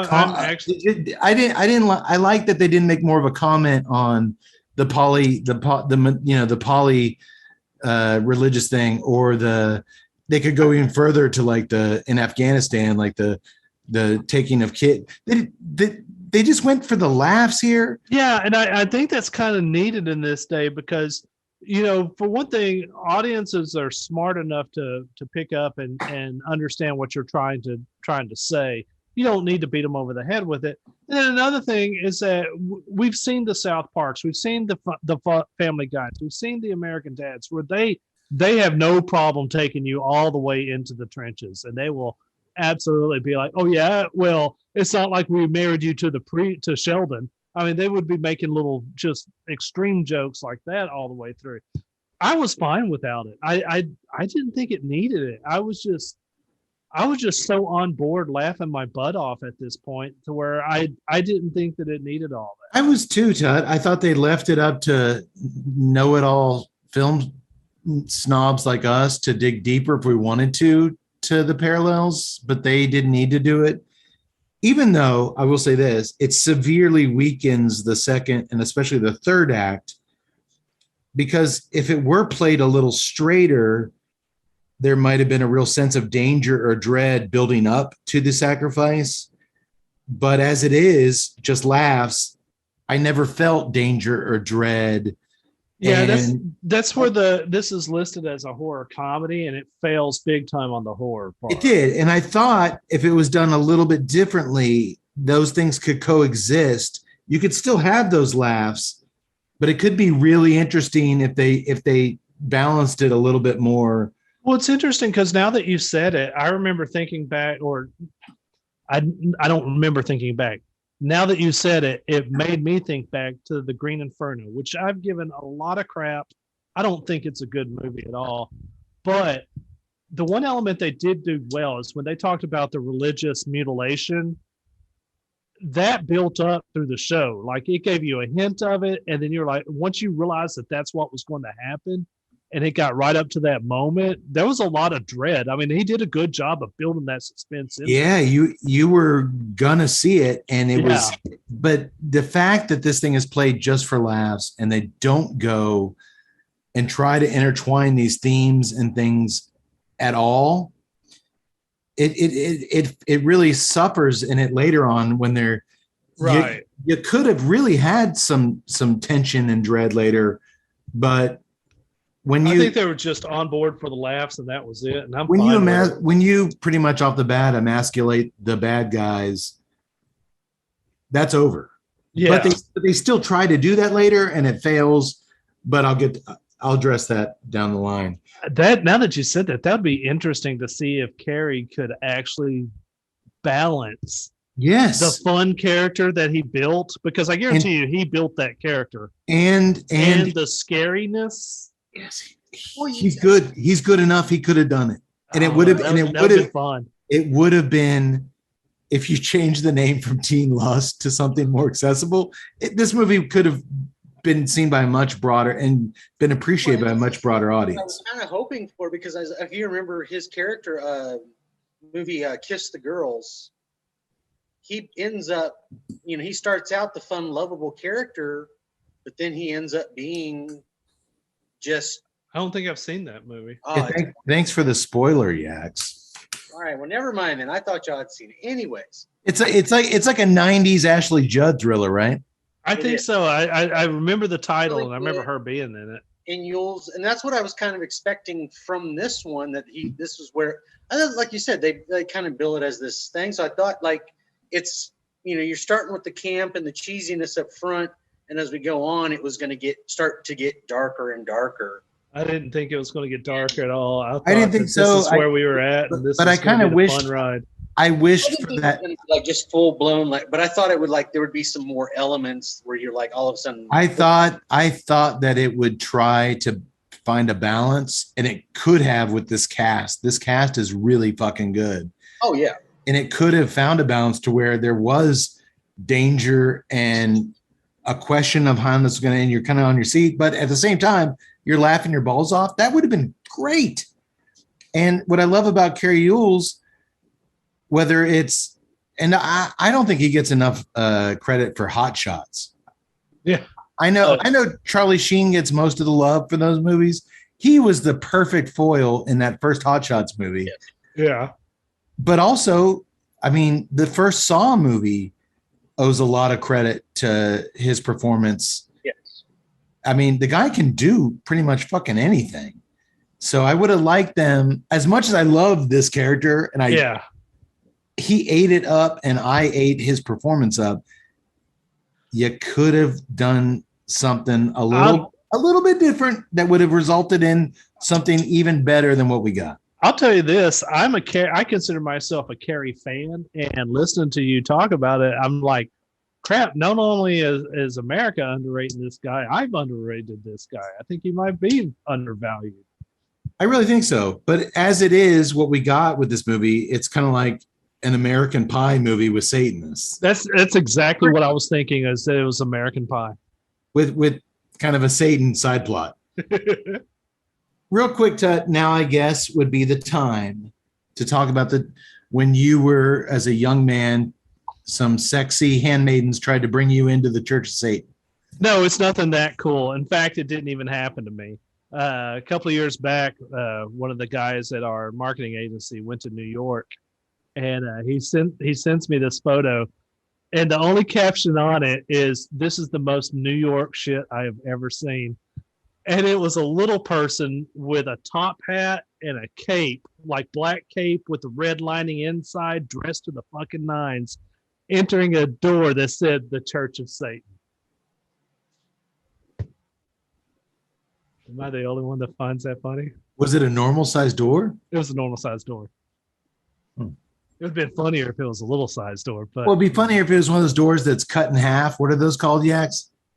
Oh, the Dutch farm door. The Dutch doors that have, like, he just opened up the bottom part and went through. I just thought it was funny. Like, here's this dude going into the Church of Satan like it's no big deal. It's the streets of New York. Of course it's going to happen. Well, I'll share it's not really a story, but in middle school, when I was really kind of a lost kid and I was big time into Slayer and Metallica and just really hardcore into metal. This is before Yak Boy and I met. I was just really obsessing. I would read those CD booklets or the cassette, those long scrolls that came in. Oh, yeah, those beautiful CD scrolls. I would just read the lyrics. The smell off of those things. Oh God, that new book smell was awesome. But I was just obsessed. And so I will admit, I went to the mall and I shoplifted the Satanic Bible by Anton LaVey. Hail Satin. Hail Satin. You can't buy that thing. And it's kind of like begging to be stolen. It brings me happiness and pleasure. According to the book, It brought the Dark Lord pleasure too. According to the book, I can steal this. But dude, I've never hid anything from my mom like as much as I hid that book. Like, if she finds, my Playboys or my penthouses, all right. If she finds the church, the Satanic Bible under my bed, it's hard to explain that one. You have some explaining to do. He's got a stack of Playboys where he's cut them out and opened it up. It's the Book of Satan and stuff. And think of all. I was really hoping to see Chrissy Teigen here, son. I remember reading it, and because I was just a curious kid, and I just kind of wanted to. Well, think of all the stuff that was going down in the 80s too. You had the big satanic panic of the 80s. Yeah, this was the end of the 80s. It was a little after the Satanic Panic, where Tipper Gore and the PMRC were crushing down on lyrics and album art. My mom is a very, very intelligent woman, and she was, for certain, MTV was the channel of the devil. Dungeons and Dragons was the devil's tool. I mean, she was in it. You had they believe that the band Wasp was We Are Satan's People. You had the band Satan's Surface. You had the band Kiss, Nights in Satan's Service, which they're singing about fucking Love Gun and there's nothing. Antichrist, Devil's Children. AC/DC even got it. But I was just so curious, and you'd see pictures, of Sammy Davis Jr. attending these Church of Satan events. They were kind of out there in Hollywood. Anton LaVey would be out there with his cape and his devil horns, and it was makes me think of the goth skit from Saturday Night Live. Oh, with John Lovitz in the devil outfit. No, it was Chris Kattan and the other chick, and they were like goth kids doing like it was like Wayne's World except with goth kids. Oh, okay. And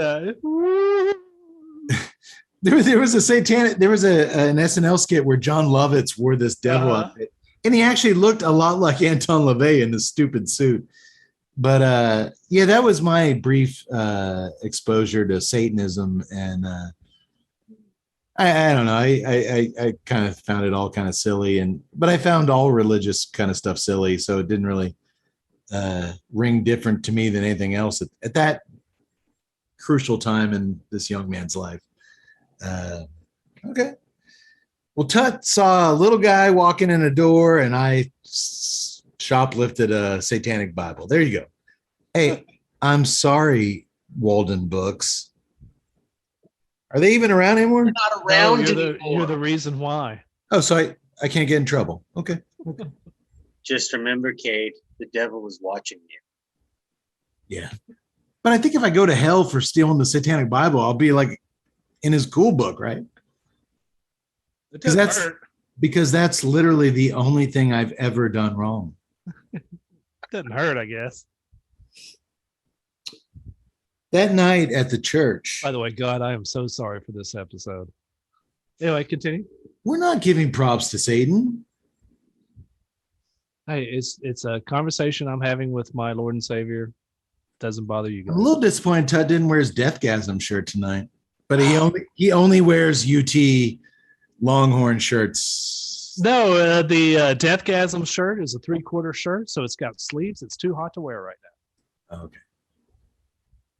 Trust me, with the many hell satin comments I'm doing, Deathgasm is first and foremost in my mind.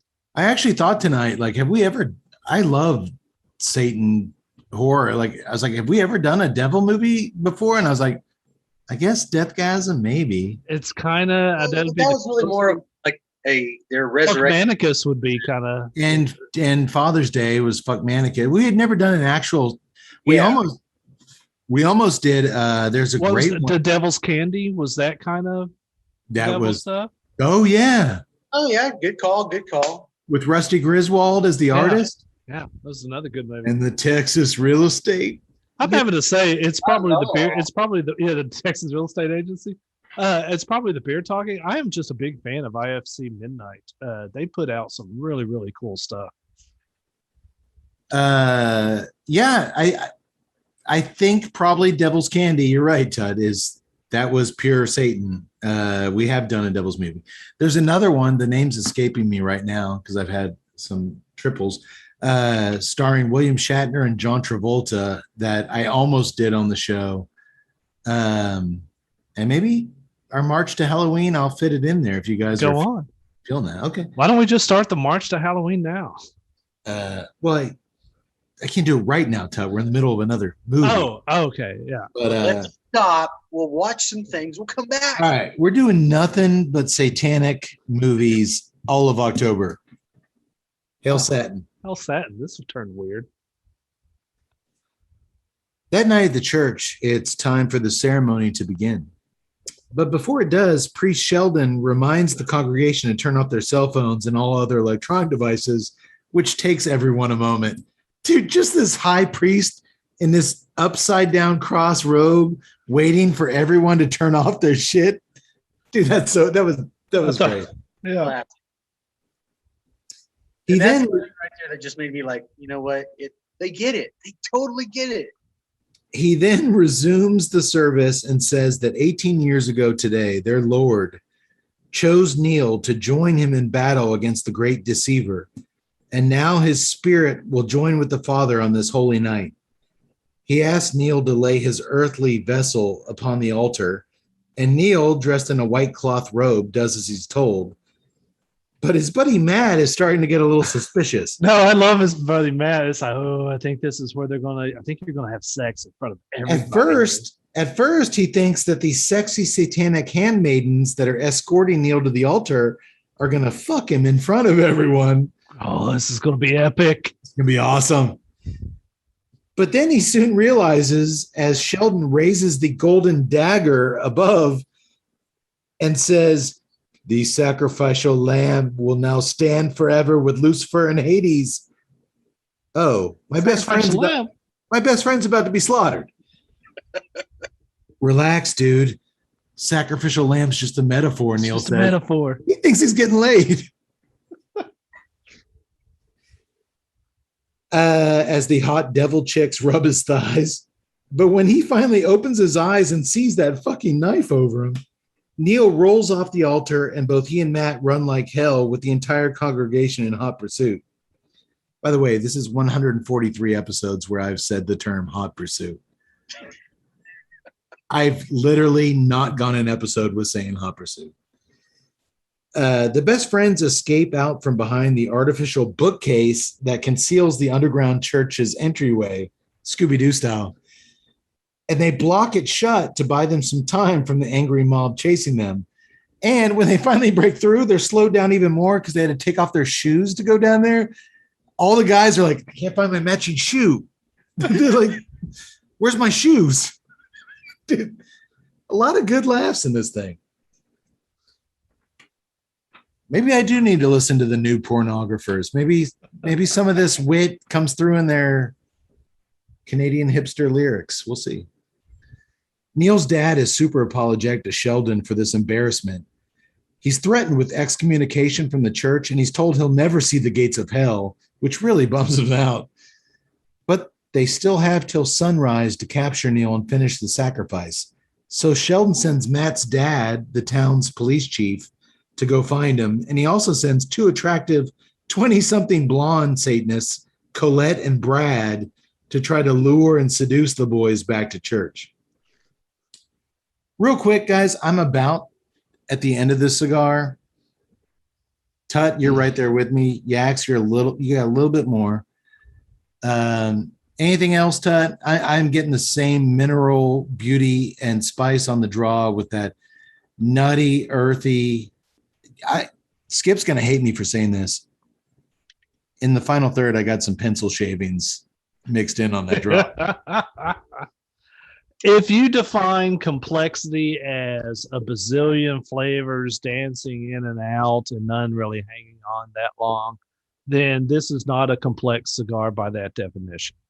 I do not define complexity as that. I define complexity as how well the different flavors can coexist with each other and how they interact. And I love this cigar. It is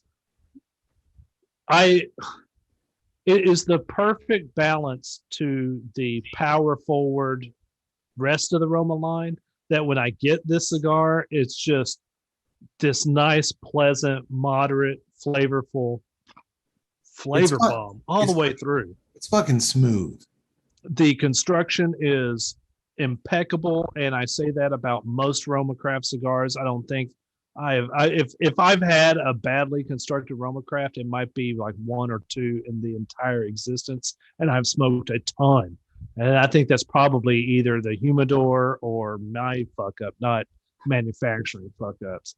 The cigar is impeccably crafted. It is a wonderful, wonderful cigar, and if it fits your palate, it's definitely one of those cigars that you will pick up anytime you see it on the market, which is very rare.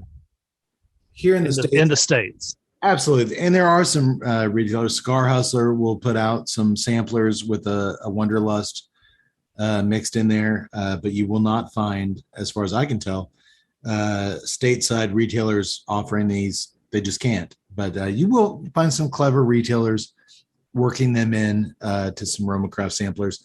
So are you copacetic with our analysis, Yax? You agree with all that?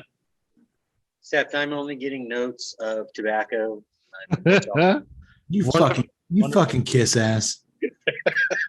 I love the fact that he worked in Indonesian tobacco. When I first learned of Indonesian tobacco, it was in a little cheap cigar called a Don Lugo. I think it came with a humidor. It was my first humidor purchase from Cigars International, I think, for like $25, and it came with this bundle of Don Lugos, and they were Indonesian binders.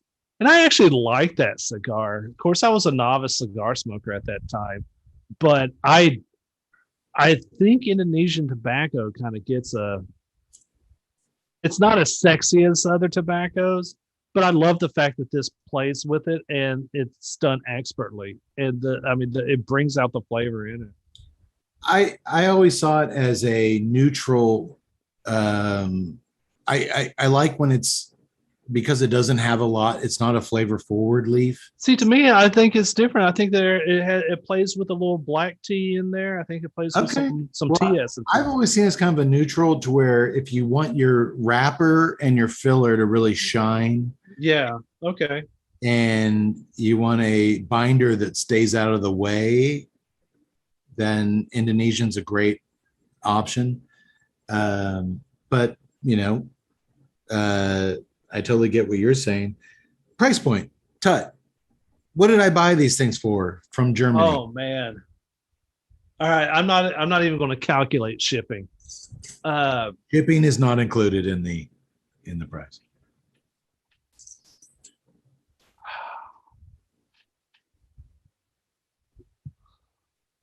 Man, this is tough. It's a weird thing because you got to be patient. You're like, did they ship? Because how long are these things going to take to get to me? And then when they finally get to you, you're like, oh, fucking A. But then you know what? Obviously, these things have been resting for a year and a half. I'll go 1550. 1550 that's what you feel it's worth and you would pay? No, I would actually. This is one of the rare cigars that you put this at 20. I'm paying for it. We just paid that to split a box of RoMa Craft 2021. Yeah. Okay. Yak Boy, would you say 1550? 1550. Huh. But as these are coming out of Europe, yeah, and that's what I'm saying, because it's coming. I'm gonna go a little bit higher. I'm gonna say it's probably about 17. Okay. Well, when converted to dollars from euros, I paid us being international. $10.82 for these beverages. What? Oh my God. Shipping was a bitch. That's the thing that's so tough, because man, Skip and Mike, they just find this way to make cigars economical. They really find just wonderful, flavorful cigars at a very good price. It's amazing how they do it. $10. That surprises me. That really surprises me. If you're in Germany, this is $10. You're saying $10, so this would be like €8. I forget I did not jot down the conversion of what I actually spent, but yeah, the site, one of the more popular sites that these go to in Germany, is actually out of stock on all the Wunderlust right now. But I looked at what I paid, and they're still, even though they're out of stock, the same price point. Yeah, 1082. Wow, nice. Yeah, that's actually really good. unlike that guy from Die Hard who's like 999. That German guy was against anything. He should at 10. Yes. Oh wait, I thought you were saying he was one that priced at 999. No, I was like 9. I think that's German for no, right? Yes, it is. That joke totally failed. Please remember, folks, when purchasing some fine RoMa Craft cigars, they have a lot of them, or other premium cigars from Famous Smoke Shop, use your new favorite promo code TNCC20 at checkout, or it will knock $20 off your purchase of $100 or more. 2-0, baby. 2-0, baby. So Neil and Matt race home to change into some normal clothes. They're still in their robes and whatnot. And Matt makes the mistake of calling the cops, who, of course, are all in on it.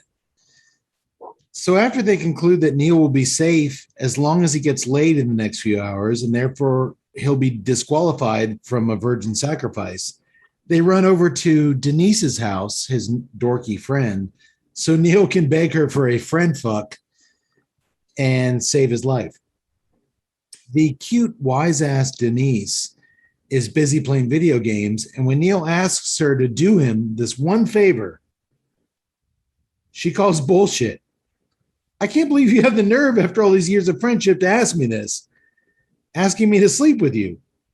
Normally, he says, I would never think of doing anything remotely sexual with you, but I'm really fucking desperate. Well, that's not how you get into her pants. There's no meaning to it. Just the tip will even work.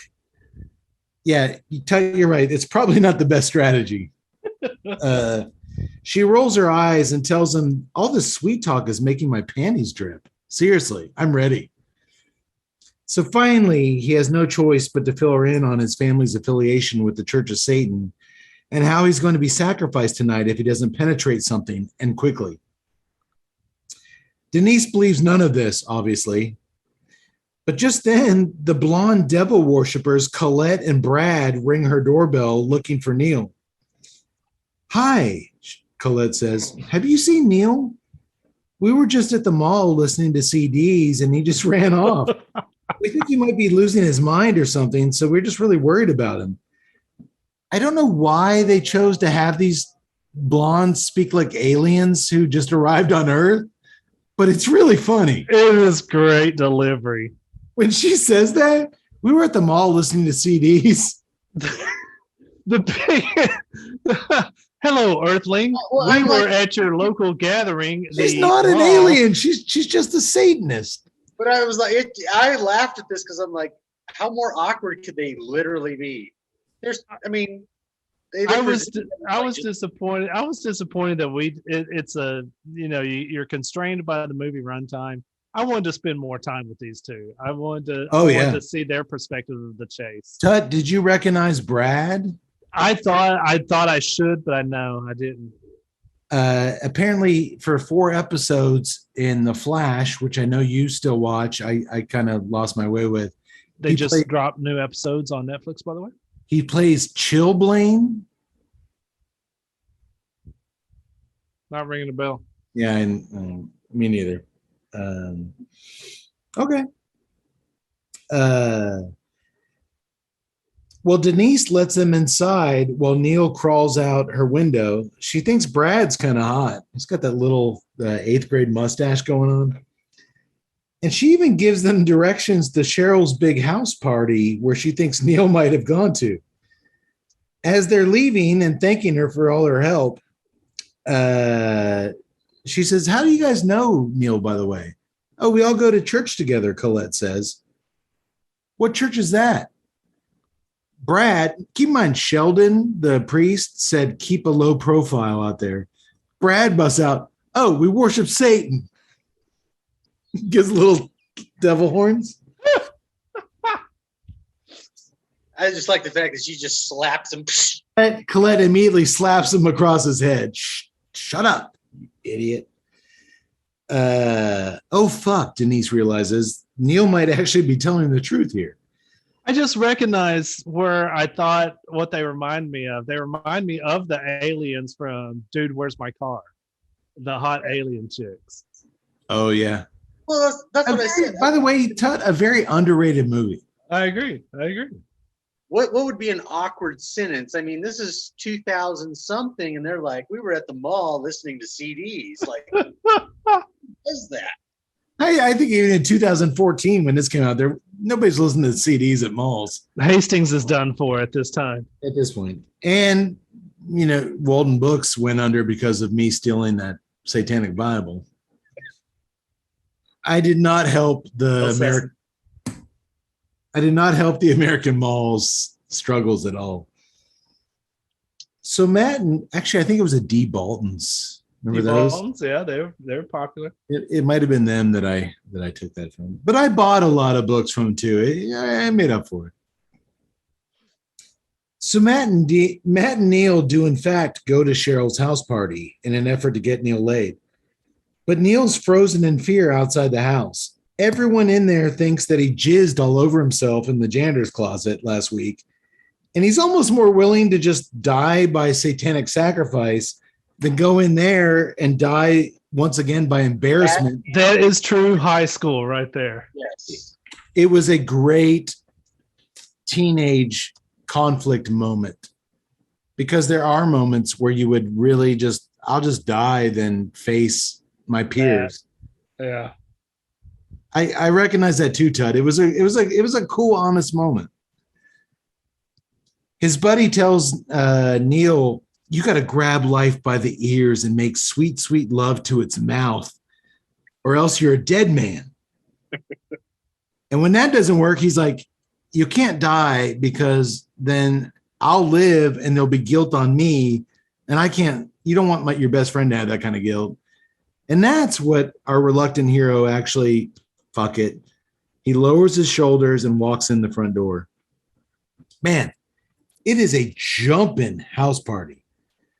A lot of times these movies really fail at house party scenes with only a half a dozen kids partying, and the editor will pump in all this party noise and like conversation dialogue, and you're like, there's only 6 people there, but it sounds like there's 50. Dude, this is actually a representative of big ass house.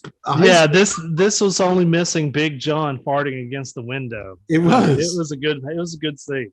Dude, they actually pulled this off. It's a representative, and these are Canadians, of a good old American teenage house party. Immediately, wrestler jockface Kent spots his adversary and calls out to the crowd, "Hey, everybody, look who it is. Let's all do the kneel." And everyone at the party, dudes and girls, starts laughing as they all make a jerking off motion. Oh, so horrible. Hey, did y'all see Matt over there with his hand over his face? It looked like he was laughing too. He probably was.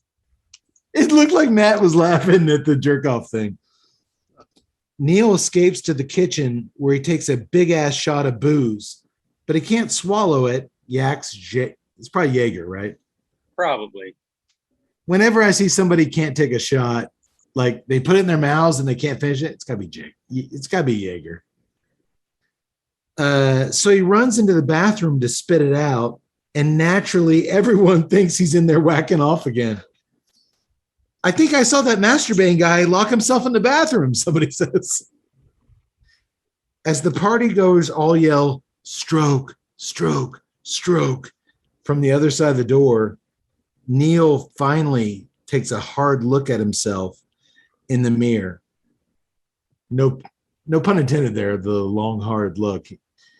And finally, he makes the difficult decision to stand up for himself.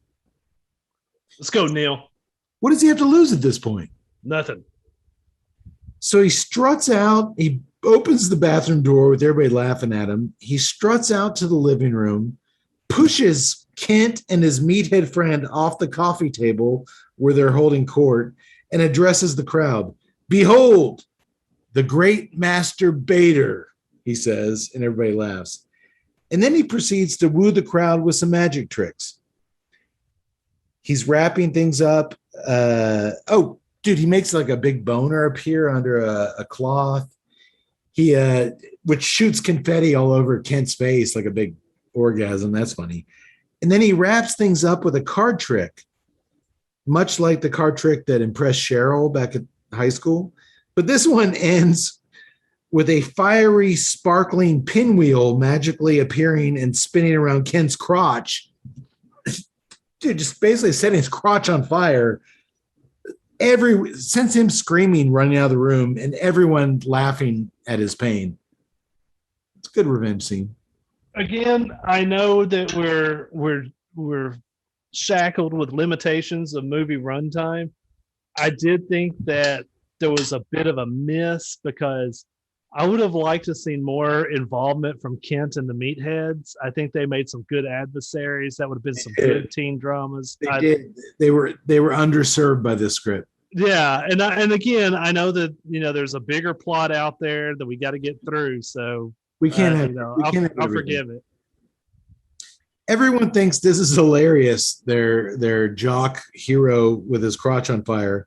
And no one is entertained more by the magic show and more horny than Cheryl herself. Oh, yeah. Who invites Neil up to her bedroom. Time to turn into a demon. Looks like our boy might be about to come face to face with the fuck manicus. All right, boys? All right. Hey, real quick, Yaks, I have shifted over. I didn't get to drink this beer with the Wunderlust, but that's okay. But I did want to give a little bit of attention to this beer because one, my daughter picked it because it has a little pink demon on the can. Little pink demon. But it actually serves a greater cause. So I want to talk about it on the show. What am I drinking now, Yax? From Fourth Tap Brewing, located in wonderful Austin, Texas. The Little Red Bus. It's an Imperial IPA. It's once again little bit of a higher alcohol, 8.5%. I didn't see anything on the IBUs, which is odd. Typically, they're up there. Yeah, they like to advertise those, but no, I couldn't find it either. Go on.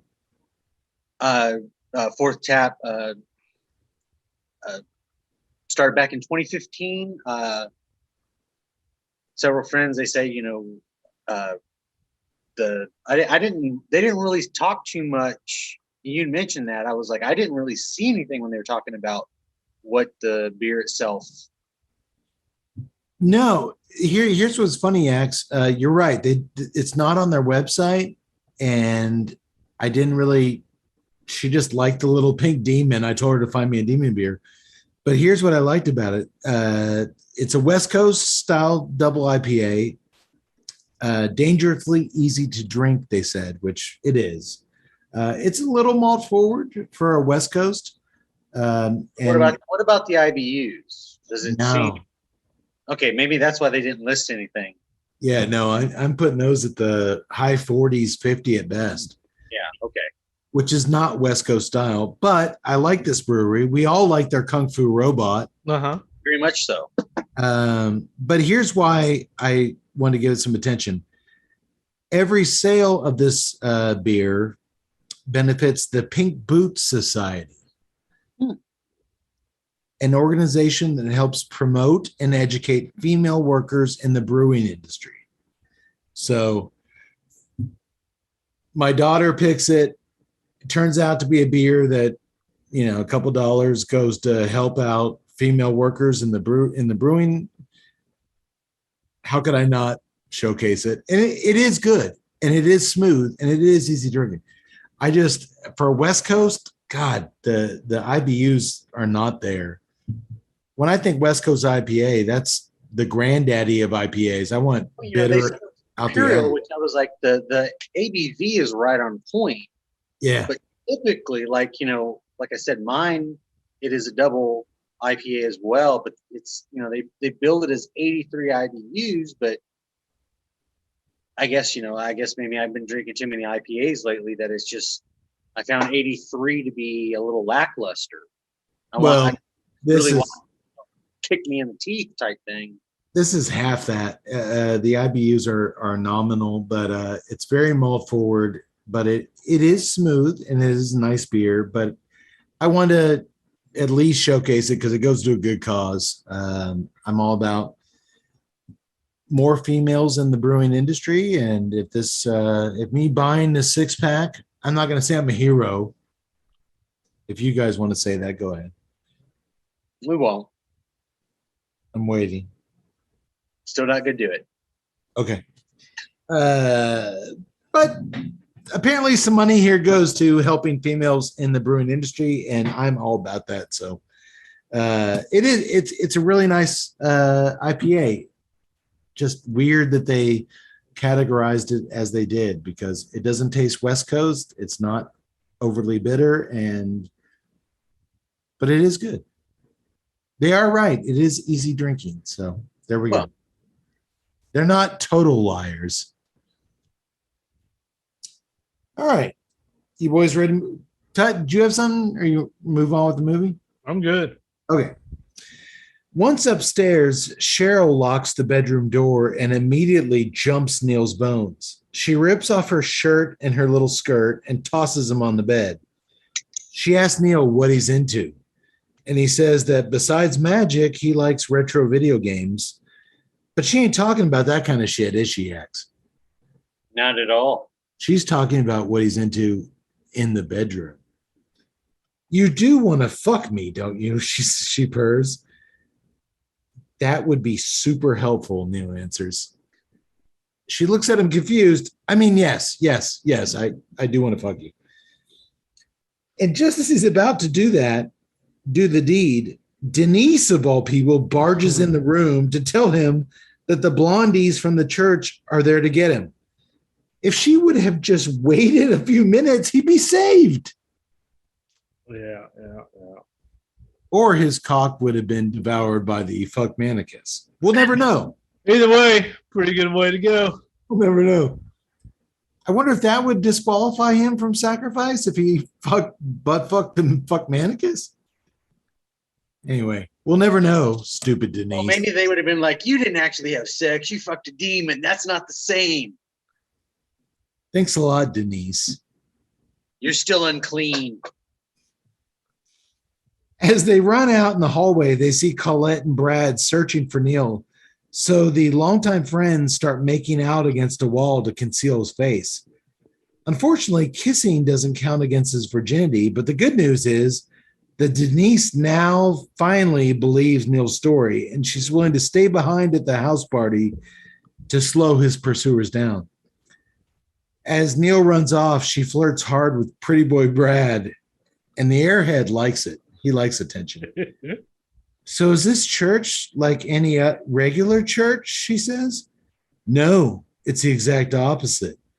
Oh, okay. So your altar boys molest the priest then? I don't really know. Still honest. Colette sees Matt and Neil stealing a car outside and driving off. So she grabs Brad and they kidnap Denise and they hightail it after the friends. As they speed away, Neil tries to explain to the somewhat dim Matt just how screwed they are as far as seeking help is concerned. Not only is Matt's dad a cop, who probably has a tracking device inserted into his son's nutsack. Matt looks down at his nuts. But they have to assume that everyone in town is a Satanist and on the lookout for them. I love this. I don't know why I like this spiel from him, but I did. Fucking taxi drivers, waitresses, cops, hobos, fucking baristas, dog groomers, fucking vegans, fucking hipsters, man. Everybody they have to assume is against them. They can only trust each other, and maybe that's all they need, boys. Well, except gas.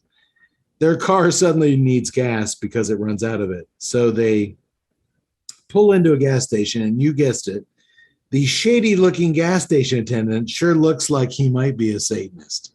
But then again, don't all gas station attendants... I was about to say, it's hard to tell. Kind of look like they might be a Satanist? Well, Matt's inside getting road snacks. Neil has a revelation of sorts. What if all of High Priest Sheldon's sermons were right? What if everything he's saying is true? If that's the case, then saving his own life, Neil's life, could potentially save the world and usher in 1,000 years of world peace. That's something worth fighting for. Getting me laid will save the world. Exactly, Tut. So after a brief spat, these two best friends have a lot of spats. Kind of like when Tut yelled at me for criticizing his burger in Vegas. No, that was the other way around. Why are you giving me shit about my burger, Cade? I literally just said, kind of like when Tut got at me for criticizing his burger. That wasn't the other way around. That was you coming at me. We're at the biggest burger restaurant in Vegas, and you order a Texas burger. All I said was, we're from Texas. Maybe do something different. And you're like, why are you giving me shit about my burger, Cade? How dare you, motherfucker? So they decide to head over to the next town and find vaginal glory for Neil's penis by way of a prostitute for Neil to bang and save the world. There you go, boys. Thinking with both heads. They're finally thinking with both heads. It doesn't matter how, just get it done. It sounds like a solid plan. But maybe they shouldn't have danced around in circles in the gas station parking lot screaming, prostitutes, Fuck yeah. Prostitutes. Fuck. Because the satanic gas attendant hears all that and he knows exactly where they're going.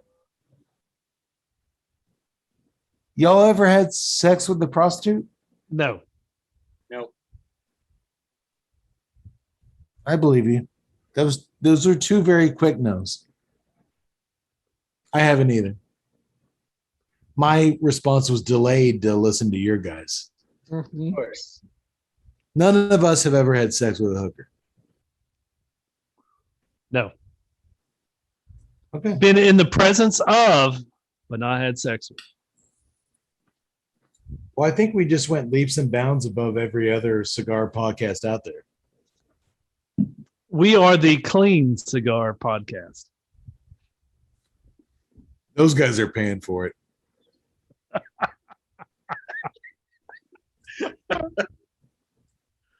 Oh, the inbox will be full. Is that something I said?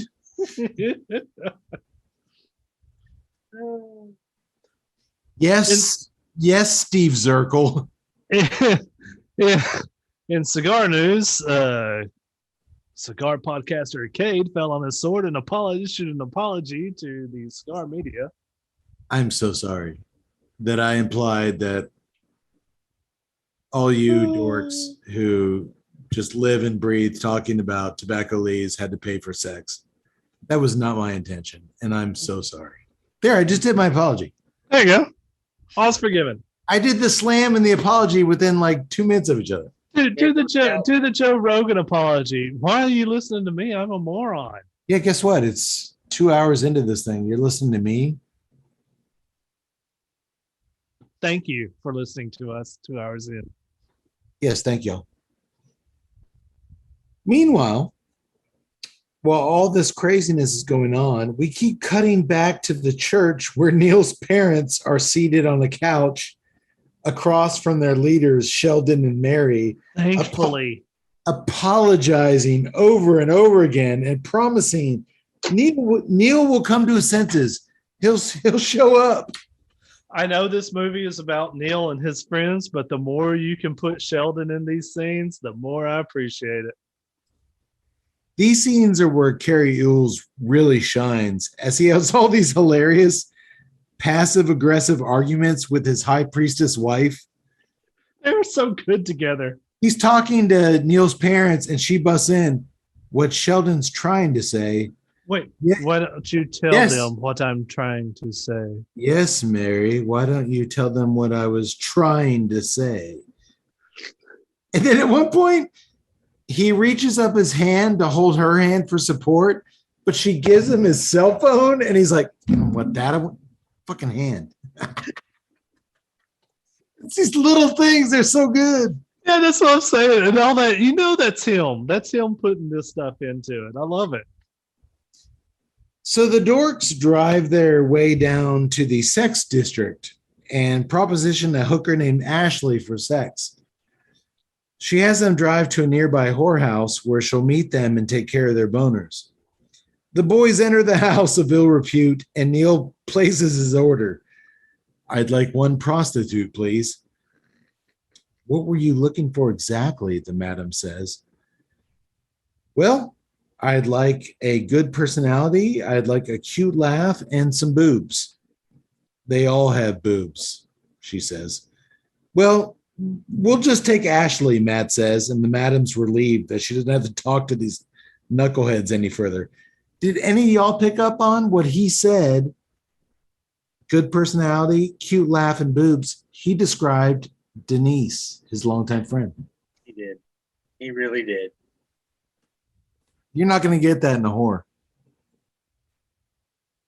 You might get a good laugh, but you're not going to get a good personality. Well, maybe it's I buried. was also waiting for him to like come up to the room and like they go, and then like just absolute worst looking skank walks through the door. We asked for Ashley. Well, we're all named Ashley, but that didn't happen. But still, I thought that would have been hilarious. Hey, in the Western Lust from the Dust, it would be transvestite divine. My name's Ashley. I do actually have a full blown mustache.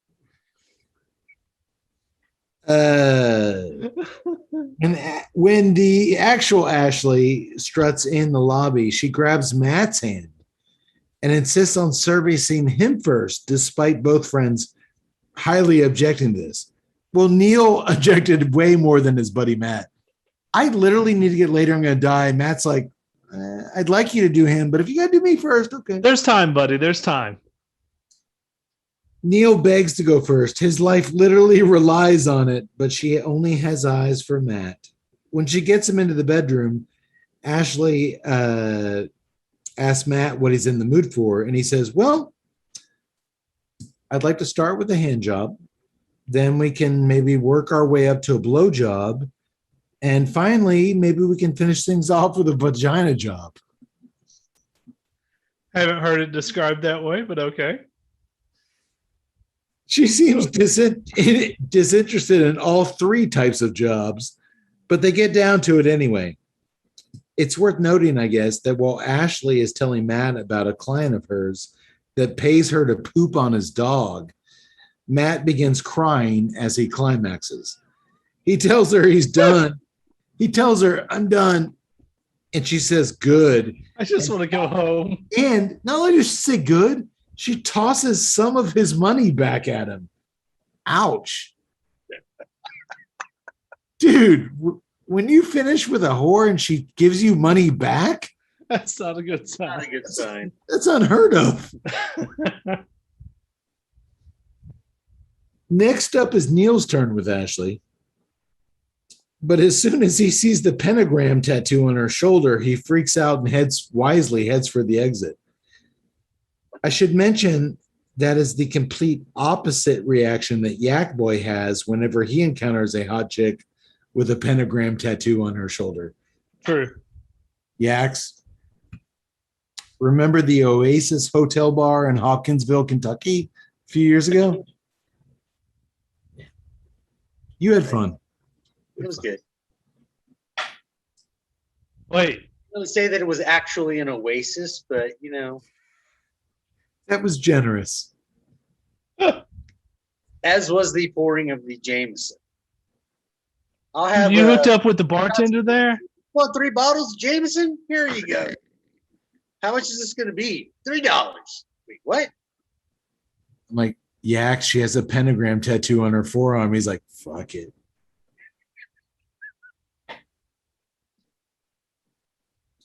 Keep the Jameson coming. No, seriously, please keep the Jameson coming. I need this. Well, I mean, literally, she gave us 3 shots, which were actually 6 shots per glass.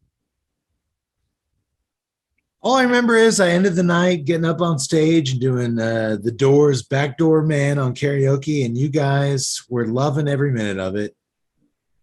And now Yak Boy has a pentagram tattoo on his left butt cheek. Everything works out the way it's supposed to, boys. Do what we can with what we got. Well, sure enough, Neil runs straight out of the hallway into Matt's cop dad, and he's on the run once again. He's smart. When he runs out and he runs into the cop dad, he starts banging on the whorehouse walls. It's a raid, it's a raid. And like Big Trouble in Little China, that makes all the whores and everybody run out into the hallway, and it buys them a little bit of time. And again, as the cops and Colette and several other Satanists chase a terrified, but here's the thing. He's a great actor and he does great in this, but Neil never really comes across as terrified. Terrified. Yeah, there's no scare here.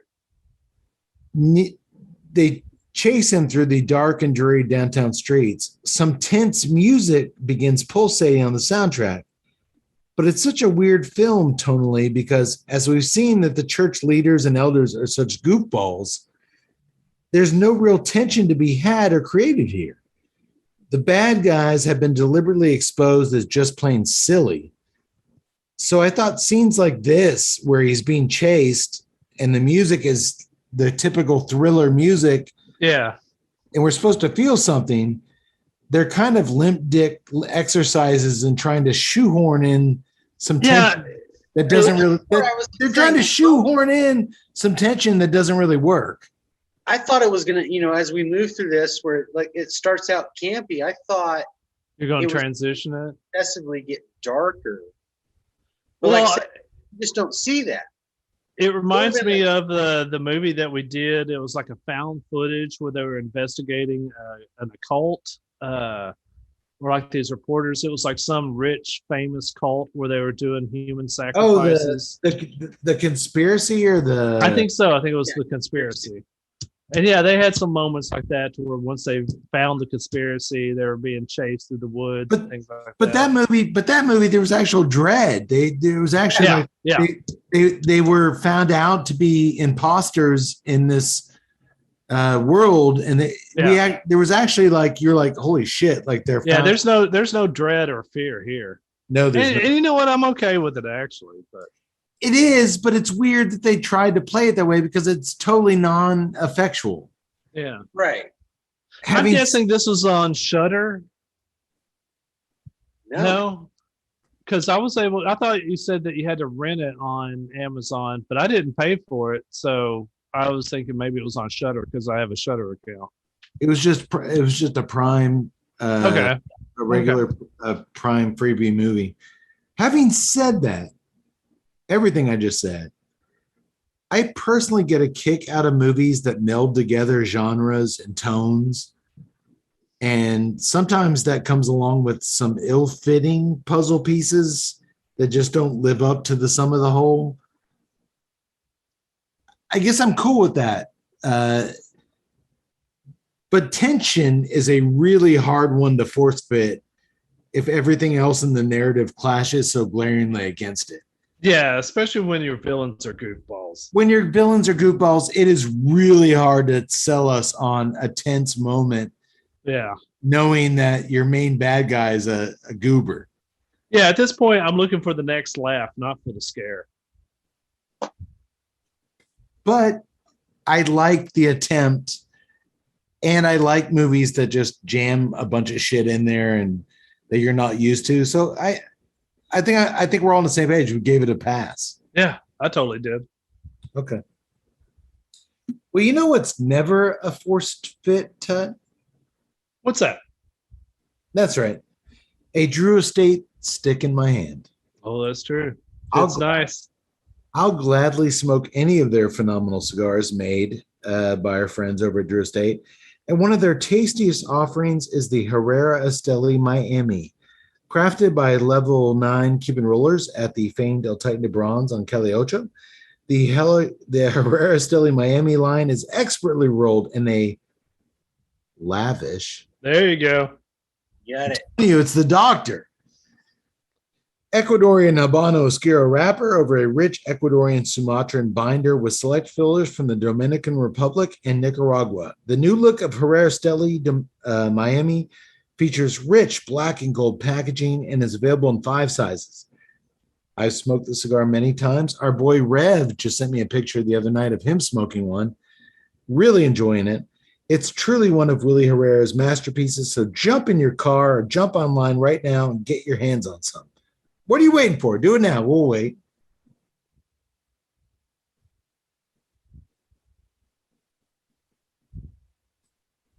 All right. Wait long enough. And while we're talking about really cool stuff, I'd also like to take a hot minute once again to let you know about something very cool, Cigar World.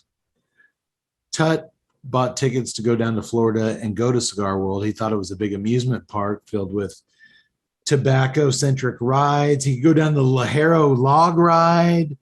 Totally let down, dude. Totally let down. So I'm going to save you folks at home that disappointing trip. It is actually Cigar World. Jalapa means a totally different thing on the main streets of Miami. It does. Are you okay? Are you suffering? No. You don't look the same. Cigar World is actually an online site for cigar smokers just like you. There you can get cigar news, reviews, and a whole lot more. Get to hang out with the TNCC's doctor. He's always hanging out there. Also on the site is a cigar research panel called the Testing Lab. You can sign up to give your input on new cigars by taking surveys and testing actual cigars. Check it out at cigarworld.com/testing lab. Do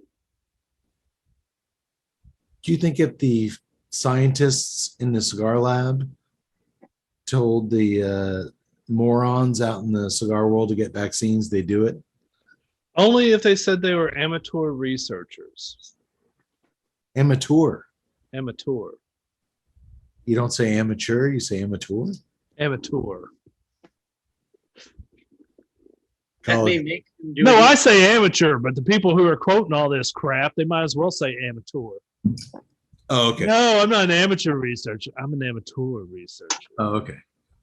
I thought you were getting weird on us. Okay. Uh-uh. It's starting to get really, really personal, and I don't even have kids. It's not like I'm worried about sending my kids to school or anything like that. I'm just like, fuck, dude. Jenny's grandmother got COVID, and she didn't die of it, but all the doctors say she was never the same after it. That, it took her 9 months. She died after it, but they're like, she was never the same after it.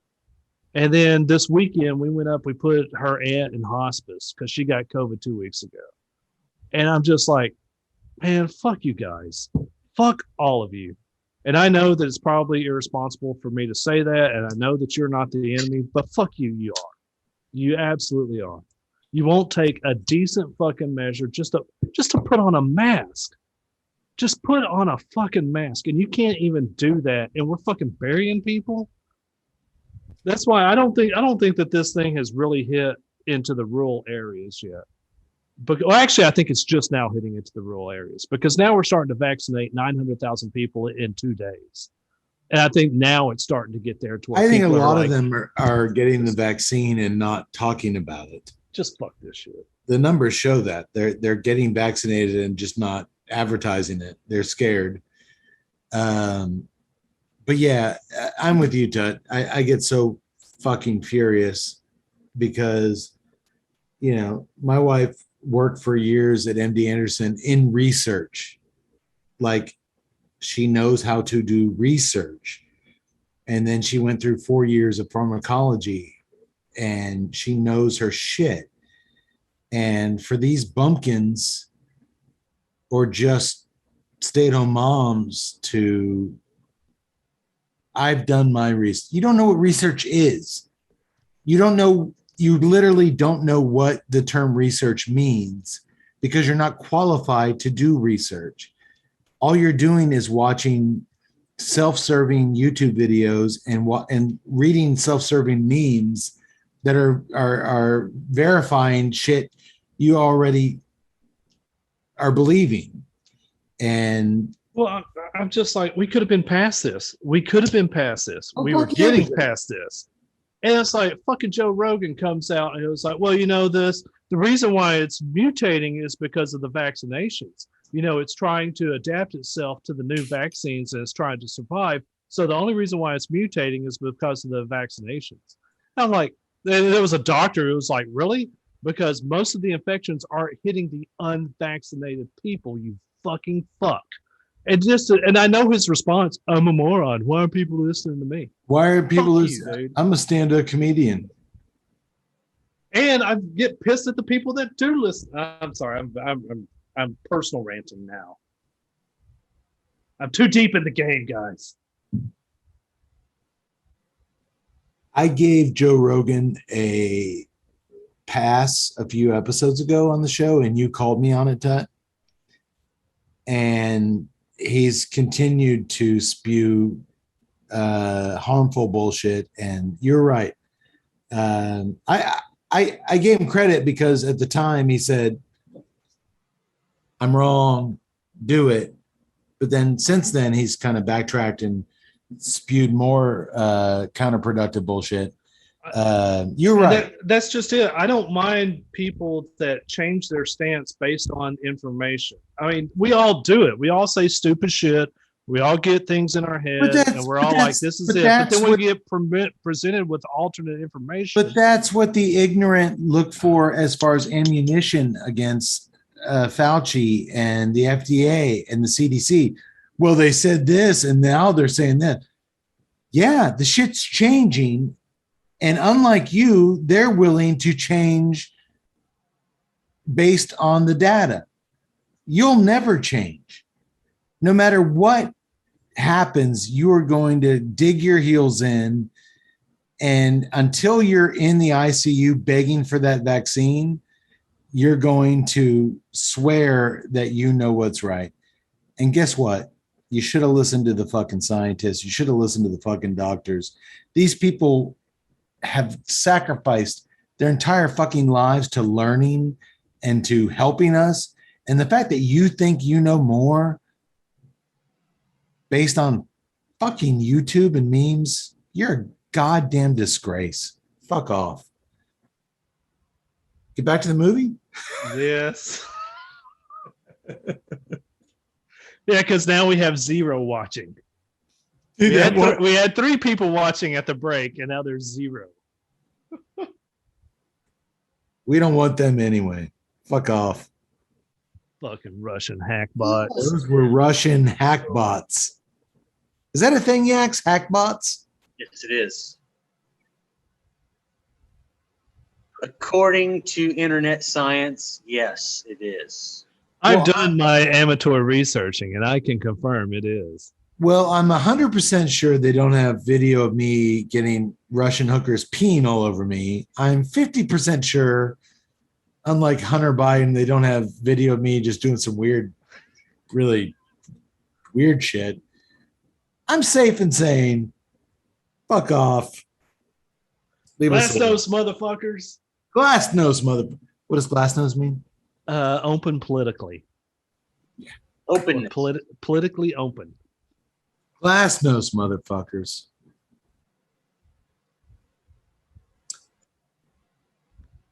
All right.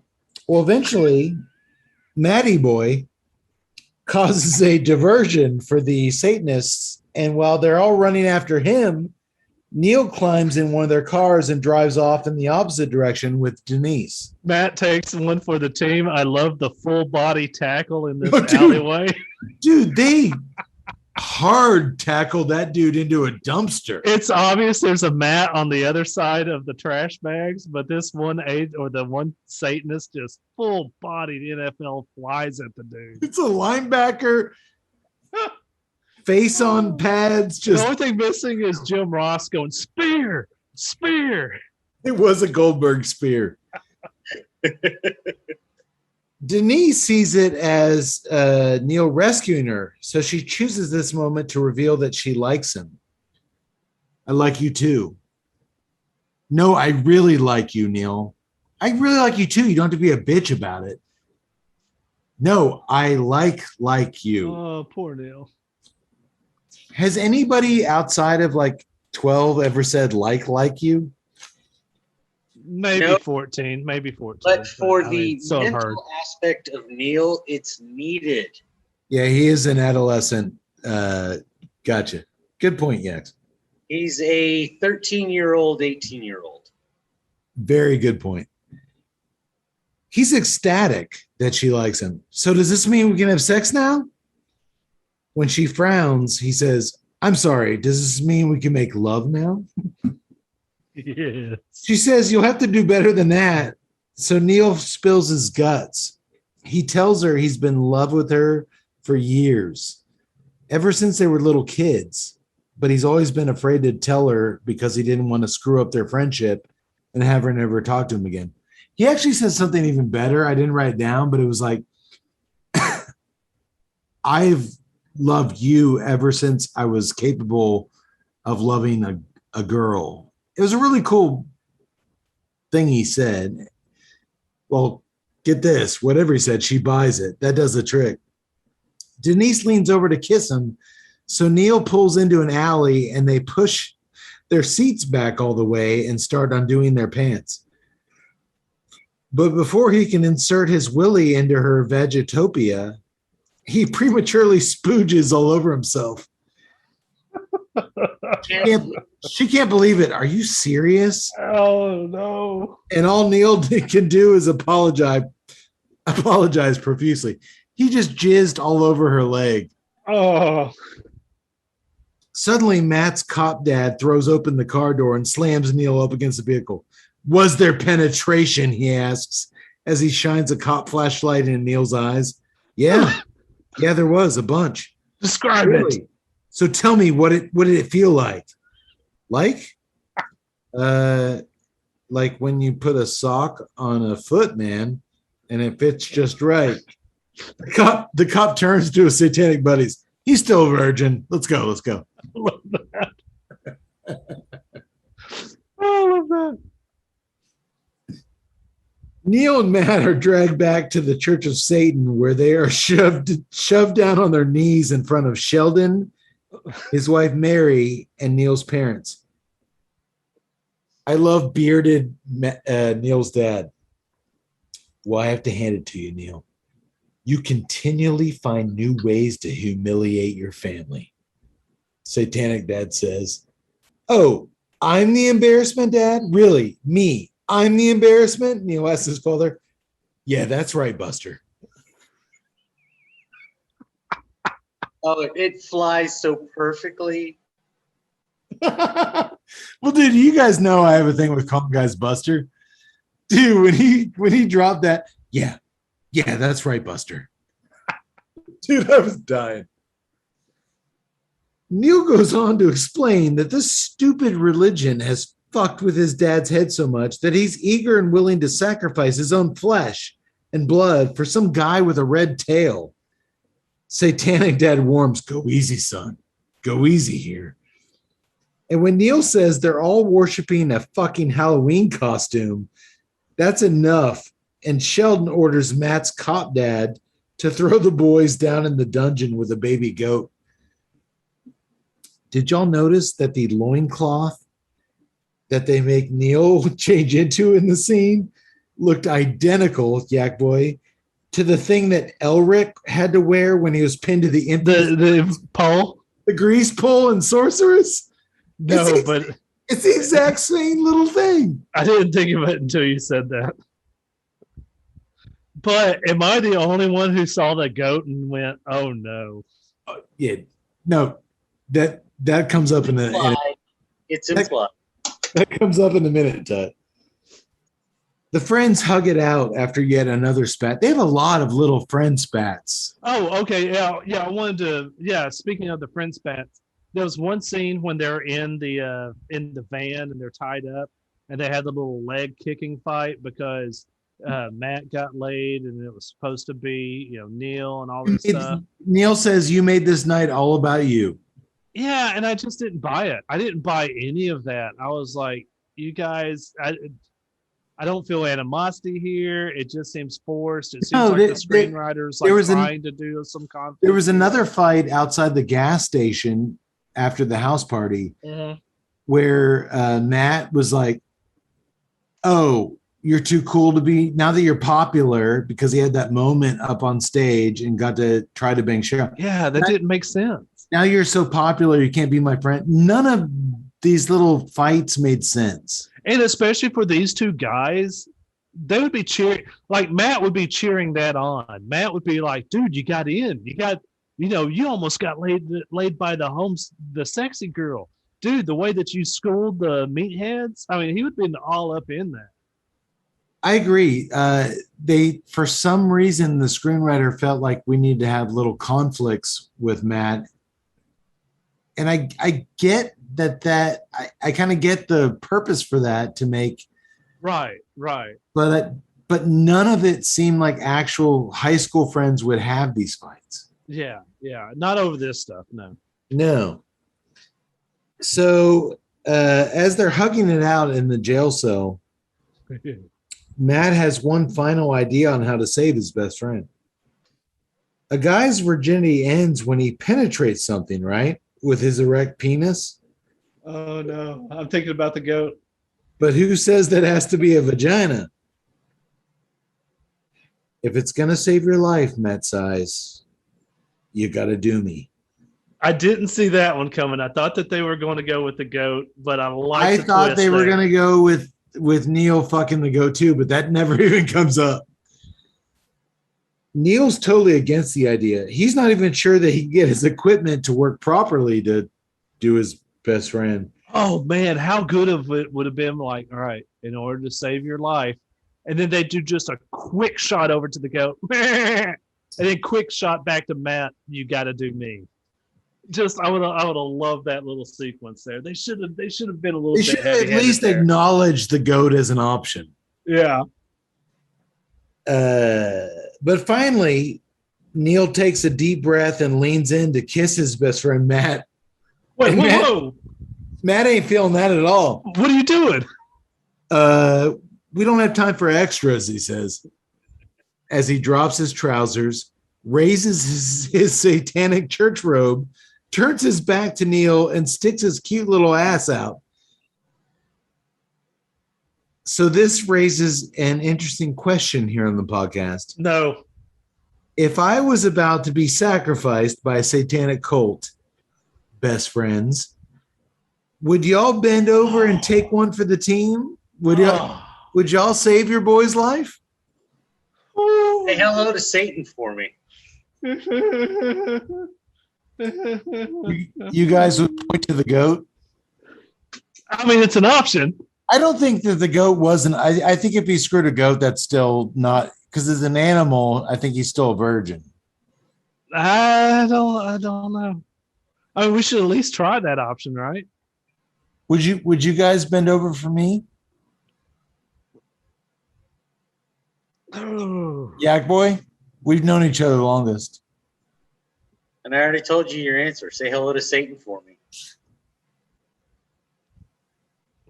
All right.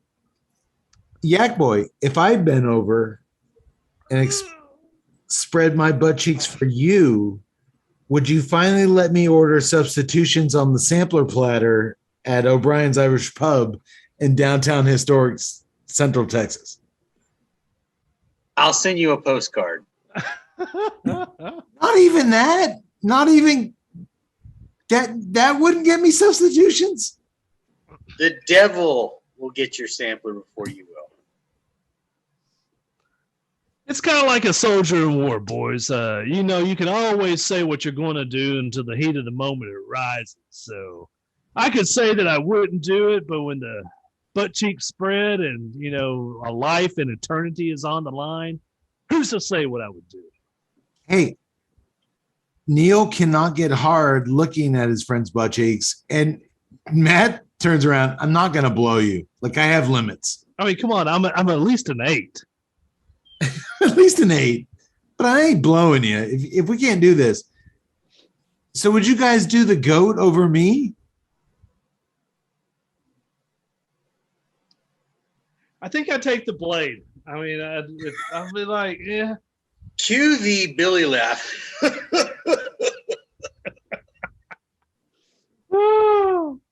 Interesting. I'm not going to answer that question reversed. I just want to live, damn it. Just want to live. The ceremony is about to begin. So Colette leaves Brad in charge of guarding Denise alone, which pisses him off because he really wants to watch the sacrifice.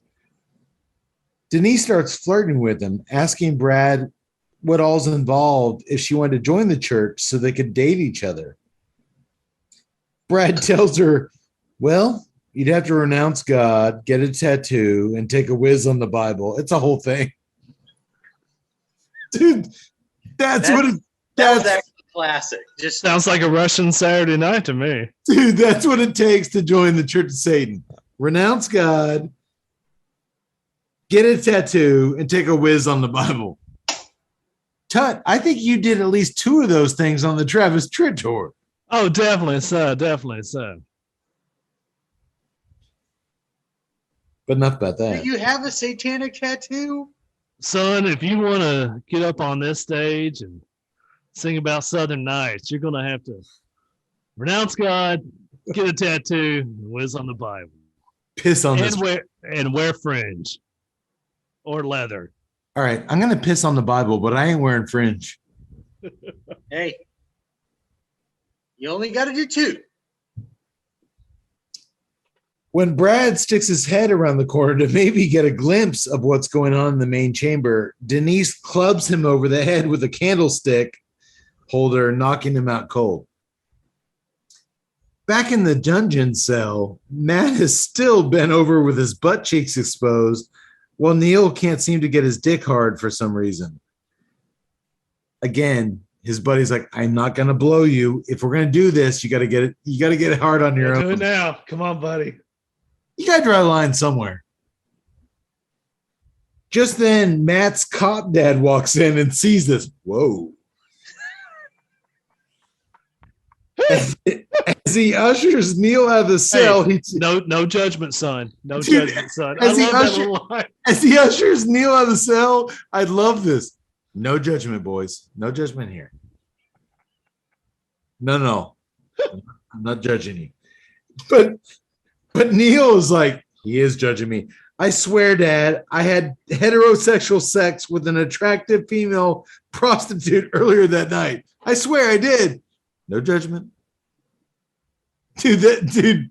I love how straight the cop dad plays. Dude, the cop dad, that line was maybe my best delivered line of the film. No judgment. Which fits the Church of Satan because they would not judge that. They would not. If it's about pleasure, I don't know. If it's about pleasure and seeking pleasure and it doesn't hurt anyone, that they are 100% for. But the way he delivered it to just a cinema audience, no judgment. Yikes.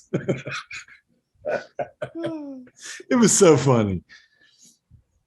It doesn't take long for Sheldon's satanic minions to tie Neil down on the altar. They learned their lesson from the last time he ran away, so they tie him down. And the priest, Sheldon, begins the sacrifice. Satanis Rex, I invoke his powers by these names. Belial, Baphomet, Beelzebub, Lucifer, awful monster. Just skip the names, Mary tells her husband, Coley. What? What are you talking about? We can't skip the names. It's almost sunrise, she says. I know what time it is. I got a bloody watch, you know. Then you know it's time to get on with it, she barks at him. This is this couple at their best. Sheldon tells her, if you know what? If you can do it better, you can take the damn knife. Here's your knife. Why don't you do it? You know. Yeah, take my robe. Take the book. Take it all. He apologizes to the churchgoers for the interruption. And that's when she grabs him violently by the collar of his robe. No one cares about the names, for fuck's sake. He can tell his ball-busting wife means business, so he lifts the dagger and gets down to it. But just as he's about to plunge the blade into Neil's virgin flesh, Denise, disguised in a satanic church robe, knocks over a large candle holder that sets fire to the enormous red curtains behind the sacrificial altar. Hell's own inferno has come. I see his face in the flames, Sheldon screams in wonder as all of his satanic followers stare at the flames in awe and amazement. Neil's doofus devil dad smiles and puts his arms out in front of him. In nomina Satanas. He chants as he sticks his hands in the flames. Oh, wow. Shit. I like the Sheldon's wife. It's actual flames. It's on fire. God, Satan burned my hand. That's really hot. No, Mary, the high priestess, the curtains are on fire, you idiot.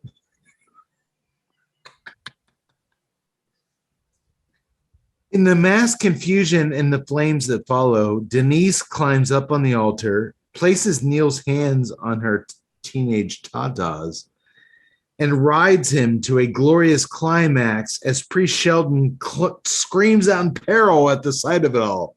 Everything he worked for is crumbling around 18 him. years down the drain. We watch as an oil painting of Sheldon on his throne burns up, much like Neil and Denise's loins are burning up for each other on the altar. On fire. My God, their loins are on fire. Doctor should have been here tonight. Tut, have you ever seen loins on fire like this? My God. Yeah, I can't do it. I can't do it justice. I want to deliver it. I try it, but I can't do it justice. That's not the end. we cut to some time in the near future outside a Christian church on Sunday morning. Neil and Denise are waiting outside by the family station wagon. He performs one of his famous card tricks where he makes a vintage Nintendo game card appear in her bra. Because she's into it. Oh, she's been watching that on eBay for months, but he got it for her. Neil's parents exit the church, and his mother tells the teens that they missed a wonderful service. Mom tells Neil that Jesus loves him, and his satanic dad, who's now sweater-wearing Baptist dad, adds, Lutheran dad. Lutheran dad. He died for your sin, son. Dad asks for the car keys, and Neil looks at his father's bandaged hands, still burned from worshiping Satan, and tells him, you know what? I'm going to be doing the driving. And sheepish dad just gets in the car. Then Matt, his buddy, exits the church with his arm around some cute, young, hot church babes. And he says, we're headed for some extracurricular Bible study. Yeah, all right. Right. Looks like things are going to be A-okay for our gang moving forward from here, boys. As they drive off, Neil's dad asks him to turn on the Christian rock station, and Neil says, sure. As the hip-hop song Pussy Makes the World Go Round begins thumping from the station wagon speakers and leads us into the end credits. Now that is the end. Yay. Yax, do you believe that pussy does make the world go round? My opinion alone doesn't make things happen, but I like to think that it does. I value your opinion. Your opinion is not alone, sir. I will join you in that opinion. Tut, you think pussy makes the world go round? I do. Nations have fallen because of it. Nations have risen because of it. It's all about the pussy. It is all about the pee. I agree. The one thing about nations, they're mostly led by men, and men are mostly led by pussy. I will say this: I love this movie. It has such good spirit to it, such good heart to it. I've enjoyed. Carrie Eels is just, oh God, he's a national treasure. But with all the praise that I'm going to give this movie, which is significant, it makes me appreciate Deathgasm even more because that movie just fucking rocked on all cylinders. Didn't have any letdowns and slowdowns. No, as I was watching this, I couldn't help harken back to that movie. It actually made me think back to Deathgasm, which balanced the humor and the dread and the horror really well. Yeah.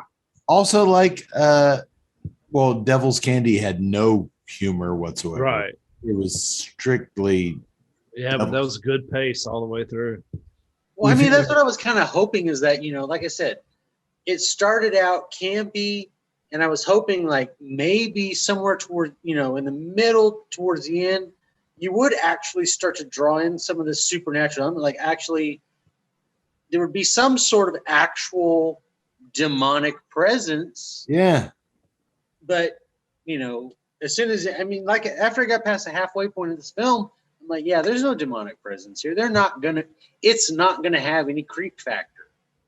Well, not only that, but at the final end, they basically just made a joke of, oh, you thought the Lord of Darkness was going to show up at this.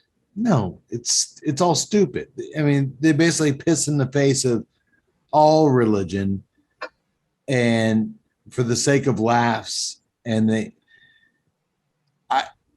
I still stand by with if they had kind of linked what was going on with some other North American hardcore religions, and if they had tonally changed it just a little bit, you could still have Sheldon, Carrie Ewells be funny but you could make his followers be not Sinister. and actually have a somewhat sense of dread, and where you don't want these guys to be captured. But they pissed that all away. They just made it all fun. But the fact that it was so much fun and I laughed so much, I give this movie a big thumbs up. I know we said it was American Pie with Satanists. That's okay, because a lot of these movies come out and they're American Pie with nothing going on. And no heart, no spirit. And this movie had a lot of it. Well, and I guess I could say this, like at that very last scene where Matt is leaving the church with the girls, if they had even done just like the Thriller video, Michael Jackson, where he turns back to the camera and he's got demon eyes, I would have been like, thank you. That would have been perfect. That would have been okay, but I was okay without it because this movie benefited from a stellar fucking cast. Yes. Kudos to the casting director, big time. And I loved the boys, I loved the girls, and I loved the parents, and I loved everything about it. And if you're gonna make a weird amalgamy of teen angst, teen coming to fruition, and mix in a weird, you can't call this a horror movie by any stretch of it, because there's nothing scary, and we address that. At the moments where it's supposed to be tense and scary, they betrayed that. It's not. But it was good for what it was, man. I laughed so much at this movie. I laughed so much at Carrie Yules, and the two main dudes playing this rocked. Yes, the friendship angle. I wholeheartedly give this movie a thumbs up. As a amalgamy of horror and comedy, this is a comedy who has a splatter of horror genre stuff, but they made a choice to not make that scary, and the actors stepped up to the plate and made it to where it didn't really matter because it was just fun. I agree. I totally agree. Big thumbs up on the movie. Big thumbs up. And big thumbs up on the cigar. Huge thumbs up on the cigar. I've smoked a lot of these, but tonight's was really, really good. I'm a big fan of the Wunderlust, and it did not disappoint tonight. Whether it was with the Devil's Backbone, which once again I liked, and this little red bus Imperial IPA is really good too. And it fucking A, man, played really good with you guys' beers. Mm-hmm. Yes, it did. Absolutely. Knocked down 4 of the Hellas tonight. I like the German style lager. It is a little bit underwhelming in terms of German style from what I've heard. I don't know. I need to do some amateur researching on that. And I am looking forward as we march into Oktoberfest and getting all into the German spirits. Yeah. We're getting there. It's close. Okay, boys. Well, Tut, you just showed me your mug is empty, so give us some links. All right, join us on Twitter at TNCCcast. You can hit us up on Instagram, TNCC_podcast. You can join us on Facebook, TNCC or Tuesday Night Cigar Club. Subscribe to us on YouTube. I see a couple of you watching now. Tuesday Night Cigar Club. You guys are already there. If you're going to, let's see, what holiday is coming up? I don't know. Get your wife a little something. Do a little shopping at TuesdayNightCigarClub.com. My birthday's coming up. Kate's birthday is coming up. Get your favorite podcast host a little something from Amazon. You can do your shopping at TuesdayNightCigarClub.com. Hit the Amazon banner that there. Helps keep the lights on. And if you're going to buy any of the wonderful cigars that you've heard on our show, you can go to the Famous Smoke Shop banner, click on that, and it will automatically enter a promo code TNCC20 to give you 20% off on an order of $100 or more.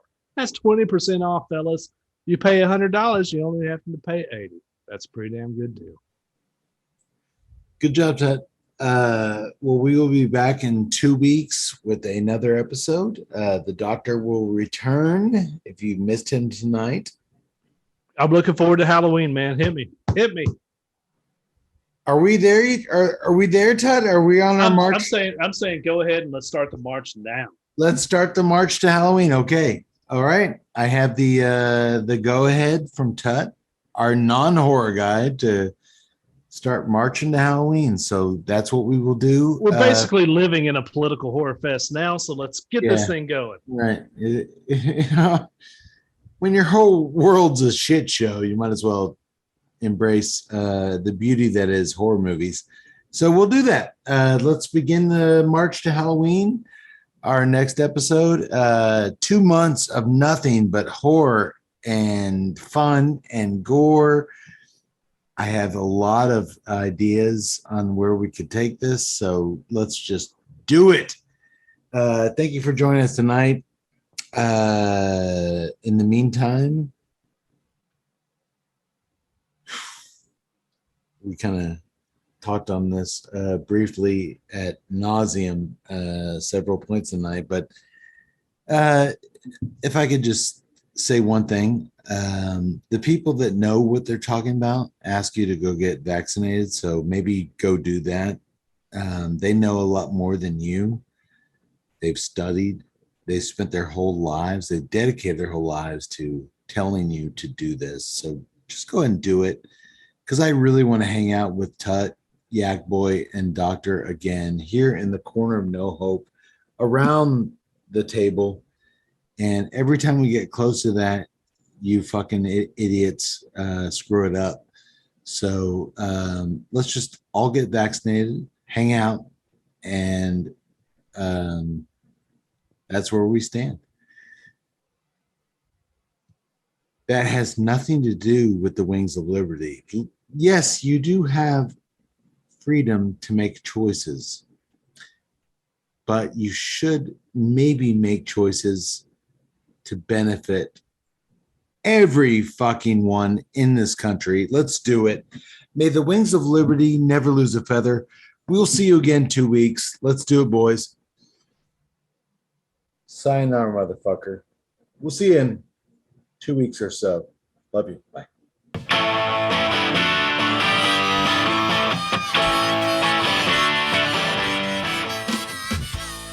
To learn more about the time I was almost sacrificed on the altar by a sinister satanic cult behind a sirloin stockade family restaurant in Hooker, Oklahoma, well, okay, it was actually more of a dumpster lid than an actual altar.